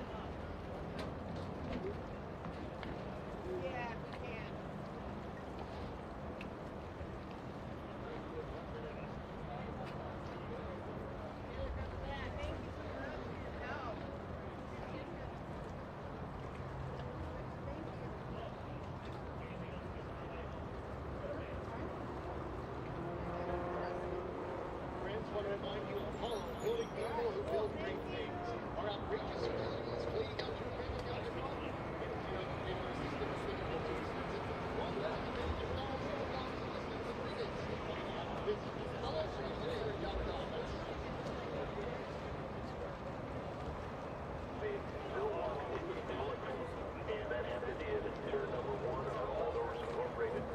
One, and there was actually somebody on the dock down there was filming on their phone, and the video is quite compelling. It's one complete flip, but the problem was the way the boat landed on that back right side. I mean, it just came right back into the water there, and that's where all that damage was sustained that will keep them from racing the rest of this weekend and maybe keep them from racing in Seattle as well. Well, according to a very smart individual, we'll just call him Stat Man, that is now the 8th flip in the career of Dave Villwock. Wow. 4 of those flips coming here in the Tri-Cities. Wow. He's tied with Chip Hanauer for most flips in the hydroplane circuit. And if you want to know, Tri-Cities second only to Detroit for full number of flips on a course. We trail Detroit by 1. Well, they're not racing there.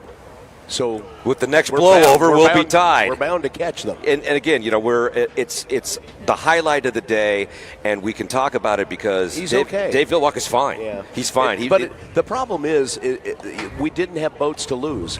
You know, if you have 12 when you start, attrition still keeps you at a full field. The problem is we're down and it's not a full field. It's unfortunate. And so you're saying it's not official, but you would be very surprised if we see the U40 the rest of this weekend. Oh, I don't think so. Brad, what do you think? Nope, I don't think so. Yeah. But if it happened, I'm sure Statman, who used to be Stat Boy. That's great. He was down in San Diego last year, and Mr. Kish is a sharp kid, and man, if you want minutia and detail, he is the guy, and you can take it to the bank when he says it. I got myself a new best friend. The Stat Man. The Stat Man. So let's see what's happening down in the Lamson pits as we get ready for our final duel of the day. Boats are down in the water. I don't want to get ahead of ourselves here, but how will they approach tomorrow now with potentially yet another boat removed from the field? How does this work points-wise, race-wise, Brad, have you heard fans-wise? anything about changing the lineups of the upcoming heats for tomorrow? I have not, and I am sure there will be some conversations about that, but quite honestly, I'd be surprised. They had it set for 5 boats, and they were running, you know, they had a schedule and they had a layout and all that. I'd be surprised if anything changed, to be real honest. But interesting. We'll see. We'll see what happens. It's been a very interesting day. Yeah. It certainly has, and it's been a difficult day because of that. But yet compelling. Compelling, and everybody is still walking around the pit area that came in here yesterday morning at 8 o'clock, and that's a good thing. Right. That's the most important part, and I think I said it once before that Lee Shaneth used to say it, don't worry about the boat, we can fix the boat. It's the people we have a little problem fixing. So I'm hearing that we are on the clock. We're about 2.5 minutes away from the 5-minute mark. About 7:15 to for go. the rerun of heat number 2. Right. Yes, I have a watch set here for me somewhere. Oh, look at this. You guys have Statman. Well, I have my helper. I said, well, where's my watch? He goes, it's upstairs. It's clipped right where you put it. Just waltz on up there. This is getting good, guys. How handy. How handy is right. All right, I'm making the climb up to the top. It is the rerun of Heat 2. 2022 HAPO Columbia Cup boats are in the water. We still got a couple of vintage boats down there. They will be getting out of the way. Jimmy Shane in the 1, Home Street. The 9, J. Michael Kelly. Lynx Healthcare presents Miss Tri-Cities. And the 11, that'll be Jamie Nielsen in the Jokers Casino. Tire Factory turn number 2, a little bit of a breeze freshening up, but it's a warm wind, isn't it, Derek Maselli? That it is, and just trying to keep myself and the equipment cool up here. Fans are great, but we don't have the misting variety about where I'm at, so it's just blowing hot air at me up here. Fortunately, I've had some real help from those manning the gateways over here. They've offered some cooler bottles of water. They've got ice boxes and other luxuries down there. But yeah, it's going pretty well over here. And one thing that I'm looking to see here is just how different of a race this becomes now with only 3 boats out on the water. Obviously, that leaves a lot more room out there. Well, you've got 3 competitors that are looking to gather as many points as they can as we get to 5.5 minutes. So about 30 seconds away from the boats pushing out. Just a reminder for those that may be cooling off in the Columbia River, now is the time to head to the shoreline and get out of the river as we get ready for the rerun of Heat 2. So all fans that are out in the Columbia River, we need to get back up on the shore, please. And before we had that abrupt intermission earlier on, very early on in to this Heat 2, it was really interesting to watch that action, even from the beginning, guys, where, of course, we know J. Michael Kelly won that first heat, has the 400 points, but he was really challenging Jimmy Shane there coming into turn 2 before Villwock went airborne, coming out of that exit pin turn 1, and so it'll be interesting to see where they pick up now. What was interesting to watch on the video, Derek, is that it seemed like Villwock started to lose it a little bit just on the front stretch before he really started to enter even turn number 1. That's where the boat started to take off. And it was one complete flip. Once again, swimmers, we need you out of the water, up on the shoreline. Everybody out of the Columbia River. Pasco side, Kennewick side, everybody up on shore, please. You guys were talking about how this might change the dynamic of this particular heat. First thing we noticed, J. Michael Kelly came out of the pit area the exact same way he did last time. Came out like a house of fire, and he ran pretty quick up the first part of the back chute. Has pulled his foot a little bit. See if he doesn't slow down way up at the other end. But the other piece coming into play here is, remember, yesterday we were discussing the number change. And there goes Kelly backing it down again. Remember yesterday we discussed the number change from J. Michael Kelly's boat number 8. They've changed it to number 9. So his points get added on to the hull that Corey Peabody was driving. Why did they do that? Because there's only a couple hundred points difference between the 9 and the 1, Jimmy Shane's Home Street. So there's some big-time national high points at play here. And, of course, Jamie Nielsen wants to finish the heat and get points of his own. But, you know, they've come a long way with that motor mount issue. They had to thrash on that boat Friday to get it ready. And now they're out on the race course and fighting for lanes. We're at 3 minutes and 15 seconds to the rerun of Heat 2 for the Unlimited Hydroplanes, the HAPO Columbia Cup here in Hydro Cities, Tri-Cities. Glad you're along for the ride. In Columbia Park on the Kennewick shoreline, over at Wade Park on the Pasco shoreline. What a great sight to see this Saturday afternoon. That it is, as they make now the Home Street boat with Jimmy Shane rounding Tire Factory turn number 2. Man, that thing can just fly, and they all look so seamless out there. Again, J. Michael Kelly and Miss Tri-Cities hugging that inside lane, and we do have Miss Jokers Casino looking for their redemption run. After they finished 3rd, they were disqualified for falling under 80 in that first heat, so they've got a lot to fight for here as well. Coming up the backstretch, Jimmy Shane. He's on the outside, and I think that's where he's going to stay. He set up in lane number 3 last time when they were out there with Villwock outside. See if Jimmy jumps to the inside, and it looks like maybe he's jumping across the DMZ. Esco Electric infield to the front stretch. Clock at 2:17. He's early. He's early. He better have his foot in it. And well, he does. He does. Wow. He's going to come all the way down. Now he may make a hard left-hand turn. I think he's going to. He is. He's going to take the turn for the Grand Prix boats over to the backside. So another Esco Electric infield incursion. Jimmy Shane heads to the backstretch. Meanwhile, on the front stretch, with 1:50, you've got J. Michael Kelly in the 9. Tell me when he crosses start-finish. And that would be now. And he's not going really fast either. And Brad, they have telemetry readings for the 80-mile-an-hour situation, correct? Absolutely. Okay, so it's all being monitored. So here comes Mike down to the lower end at $125 right now. I think he's in pretty good shape. He'll have to stay at 80 miles an hour for a bit. He gets right to the entrance pin now at 117. Then it's going to be Jamie Nielsen in the Joker's Casino. He's going to slot himself into lane number 2. Jimmy Shane's going to wind this blue and white boat up hard on the outside. Derek, he's starting to put the foot down a little bit, but we're coming up on 1 minute to the start of Heat 2. J. Michael Kelly just coming off the exit pin of turn number 2, Tire Factory turn number 2 in lane number 1. Then you've got Jamie Nielsen in lane 2 on the outside.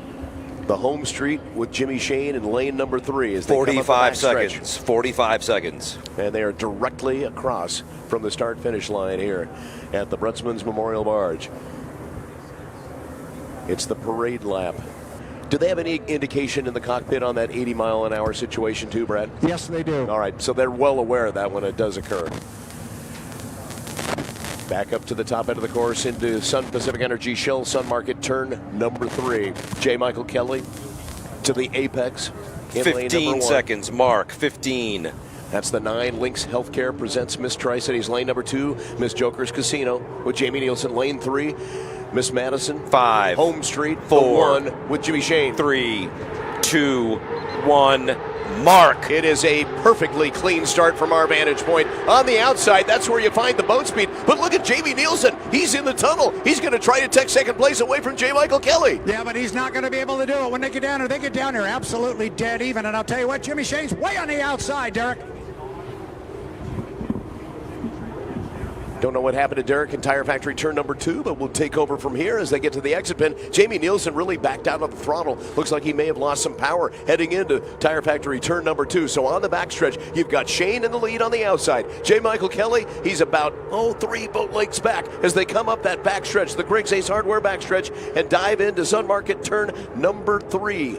Both boats into the turn to the apex with Rattlesnake Mountain. A little bit hazy this afternoon in the backdrop. They get to the exit pin of White's Furniture and Hardwoods, turn number 4. They are deck to deck. Jimmy Shane is going to squirt forward and take the lead away as they come to the start-finish line and across at 159.061 miles per hour. It's Jimmy Shane with the lead in the home street heading into All Doors Incorporated, turn number 1. Home street, Jimmy Shane walks the sponsons to the entrance pin of the corner, but Kelly staying right with him on the inside, Derek. So it's on the inside, J. Michael Kelly with the short course around, and he was able to reel in Jimmy Shane just a little bit, but Shane starts to pull away on the backstretch. This is where you really watch on the Griggs backstretch to see which boat has the power, and right now it's Jimmy Shane in the home street, and he is starting to pull away, almost a full rooster tail lead. Now, J. Michael Kelly has the opportunity to cut into that lead as they head into Shell Sun Market turn number 3. To the apex. J. Mike with a really nice turn on the inside, hugging the buoy line, but Jimmy Shane with boat speed on the outside, and he's going to be impossible to catch in that one home street as they come across the Mosteller start-finish line. It's a half a rooster tail lead for Jimmy Shane coming down the front stretch. Yeah, it is Jimmy Shane, and he is showing some incredible speed, and he's also letting J. Michael Kelly know, I let you get on the inside of me, and you still can't run with me. Home street back, Jimmy Shane.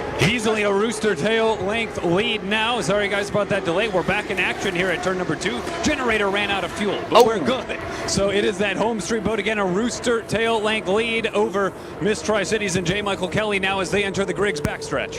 Yep, and the white flag out on the course for Jimmy Shane in Heat 2 in the Miss Madison. Jimmy Shane's first lap of 159 miles an hour. I believe that's going to be another course record in a heat qualifier, if I'm not mistaken. So it's the cream of the field right now for Jimmy Shane. Just an incredible boat ride. He's bringing it home, Mike. And off the exit pin, White's Finish Furniture and Hardwoods, turn number 4. Jimmy Shane onto the front stretch. Checkered flag is out. Home Street gets the victory with Jimmy Shane in the Miss Madison. Second place, J. Michael Kelly in the Lynx Healthcare presents Miss Tri-Cities, the 9. Jamie Nielsen just getting into turn number 3, the Shell Sun Market turn to the apex, and now to turn number 4. Hello to our Buffalo Brothers friends upstreams. Hope you're having a good time enjoying boat racing on the Columbia River. Jimmy Shane on the outside, and he's been willing all weekend long to this point to settle for an outside lane. And Brad Luce, he showed us why. He doesn't have any problem winning from the outside. No, he doesn't, and it sends a pretty strong message that I think you may have some work to do. Mike, if you can hold on to that right there, I got to run upstairs for a moment. You got it. I had to do that. Not you, Mike, another Mike. But you're right. I mean, to be able to do that from the outside, and if he turned that at $1.59, I just found my paperwork. I'm going to look up those numbers. It may very well be, but even if it isn't, that's what you call smoking. That boat was flying. If I remember, 2018, 155 miles an hour in a heat race was the course record. And if this stands, he blew that out of the water by 4 miles an hour. Yeah, he sure did. So we'll take a look at the numbers. So I'm headed down now. We will go down. I know Glenn Vaughan is already down there. So we will have reaction from both J. Michael Kelly and Jimmy Shane. Man, that boat's fast. Hey, Brad, on the fuel-restricted records for Tri-Cities, it was 2018 with Andrew Tate, 155.504. So the 159, if that holds, that's a new record. Yeah, I'm for staring Tri-Cities. right at those same numbers. Wow. Great run. It might be interesting to take a look at. That's right, I got it. Yeah. Steve David holds that fuel-restricted record for a 3-lap heat at $1.52. So it might be interesting to see just how fast what the average might have been for the heat. But we got the cart in front of the horse. That's an awfully fast lap, no matter how you slice it. And he did it from the outside. And That's the other key. his 3-lap speeds were 159 and change. On lap number 2, he clocked at a 153 and 152 on the final lap. So average is about 153.5. 3-lap heat, fuel-restricted record, 152.753. So, again, if it stands, we've got to have the boats go through tech inspection. And so it's unofficial, but it's on the water. That was quite a performance by Jimmy Shane, and the U won the Miss Home Street. Wasn't half bad from J. Michael Kelly. Driving the Lynx Healthcare presents Miss Tri-Cities. I think it'll be a competitive Sunday. I think they're going to put all the work that they need to put in. These guys just live and breathe this sort of thing, and we'll see the fruits of their labor tomorrow morning at 8 a.m. for sure. Well, and how about Austin Egret in the 12? What a great job for Local 598 and the Plumbers and Steam Fitters, and all the work that they did to the bottom of that boat when it fell into a hole and had some damage. Well, it took most of the afternoon, but we got a couple of really good boat races in today. No question. That the Greg Hop duel with awesome Austin Egret, that was amazing. I did get an opportunity to ask Austin about that a little bit, and he says, well, just trying to put on a good show for the fans. I got a flair for the dramatic, dude. That was a really great finish. And Greg Hop, whatever they did, and I think they mentioned they tried a different motor called Happy, and I'm sure they're all smiling down there. Right? Hey, Michael. You got it, Glenn. We've got J. Michael Kelly. Wow, that was a great finish to that delayed second heat. How'd things run out there? I mean, it was a heck of a race. Could have been a little faster, but, the Home Street boat's pretty fast. We got this 9 boat going pretty good, so we'll go look at some other stuff and see if we need to catch those guys. Well, you got a first place in the first heat, second place. That's not necessarily something to cry about. Oh, not at all. I mean, these guys have been working hard. It was a hard-earned second place finish, and we'll just keep on chipping away. We're not going to give up. We got to get faster so we can go out there and put on a good show for these guys. And getting those points is awfully important as well.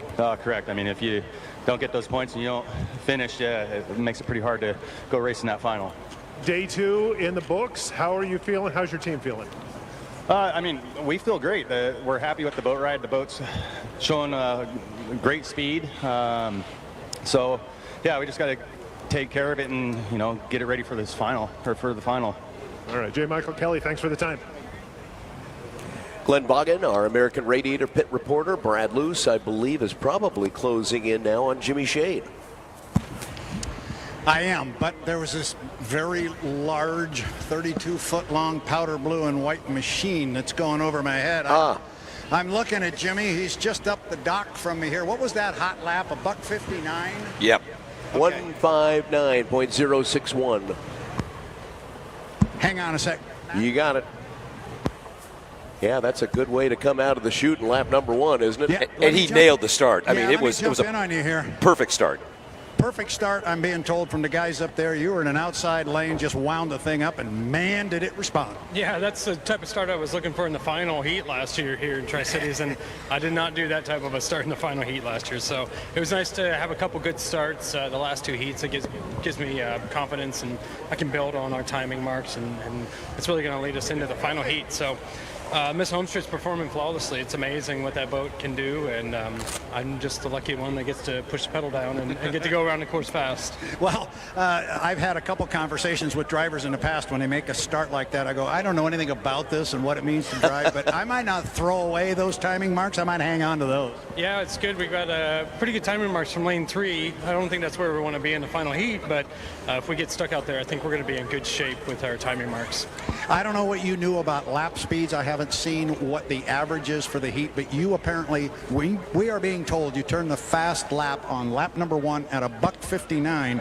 Mr. Tate would say, gee, thanks. From 2018, you broke my record of, what did he have on there? He had 155 and change. 155. 155.504. It looks like you knocked that one down by maybe 3.5, 4 miles an hour. That's pretty good. Yeah, I'm okay with that. Yeah, I bet you are, especially from the lane you came from. Okay with that. It's really good water out there right now. I mean, it did get lumpy throughout the heat there, and I took a couple hard hits, but it's a lot better out in front than it is in the back. I've been there before, and I like the water out in front much better. So and with the out there, yeah, and with the way things have gone here today, there's been a lot of attrition. I think probably one of the big things for you is the boat's up there in the trailer. It's all in one piece. You guys can go to dinner. Nobody has to thrash. Yeah, one piece. That's always one of our goals, is to keep the equipment in really good shape, and I'm proud that the Miss Homestreet's sitting there on the trailer in one piece, and we try to stay as clean as possible when we race, and so I'm very proud of that for sure.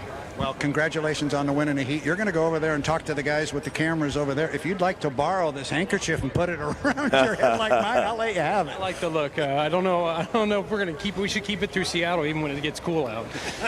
Yeah. Jimmy, thank you very much. Thank you very much. Appreciate it. Jimmy Shane, winner of Heat 2. He likes my look, Mike. That's fantastic. He does. He likes it. I'm setting some trends down here. Absolutely fantastic. Great job, our pit reporters, thanks to American Radiator. And a little bit of work to be done on some of the boats down there, and they'll be thrashing tonight. All City Transmission, our tech reports all weekend long from the Neil F. Lamson pits. Thank you. Tire Factory turn number 2. Derek Maselli, great job over there. We look forward to more action coming up tomorrow, and we will start early at 8 a.m. with Heat 3 for the unlimited hydroplanes. Look forward to it. So much fun. Special thanks to our broadcast partners that make it all possible, including Farmers Exchange, along with the group Tire Factory, All Doors Incorporated, Bunch Finnegan Appliances, Esco Electric, White's Finished Furniture and Hardwoods, Shell Sun Markets, Griggs Ace Hardware, Anderson and Zentz Dental, Summit Funding. Also, Grocery Outlet, as we'll follow our points battle as we heat things up tomorrow. We also want to thank Columbia Basin Paper and Supply, Columbia Marine Center, along with Ewing Irrigation, SS Equipment, Course Concepts, Clover Island Inn, Tri-Q Credit Union, Brunsman's Office Solutions, West Richland Golf Course, Restaurant and Lounge, Comtech, True Value Washington Hardware, along with the Car Doctor and Marine, Canyon Lakes Golf Course, Ice Harbor at the Marina, The Educated Cigar, and Freedom Equipment Rentals. Coming up next, it's the Rooster Tail Wrap-Up Show, thanks to Gravis Law. It's on the way with Frank Cooper from the News Radio 610 K1A Legends Studios. Special thanks to Brad Luce and Glenn Boggin, our American Radiator pit reporters, Derek Maselli at Tire Factory turn number 2, along with Greg Neft here at Start Finish, Kurt Cartier, and I'm Michael McDonald. That's day number 2 of the Water Follies HAPO Columbia Cup coverage on News Radio 610 K1A at 610K1A.com. We'll see you tomorrow.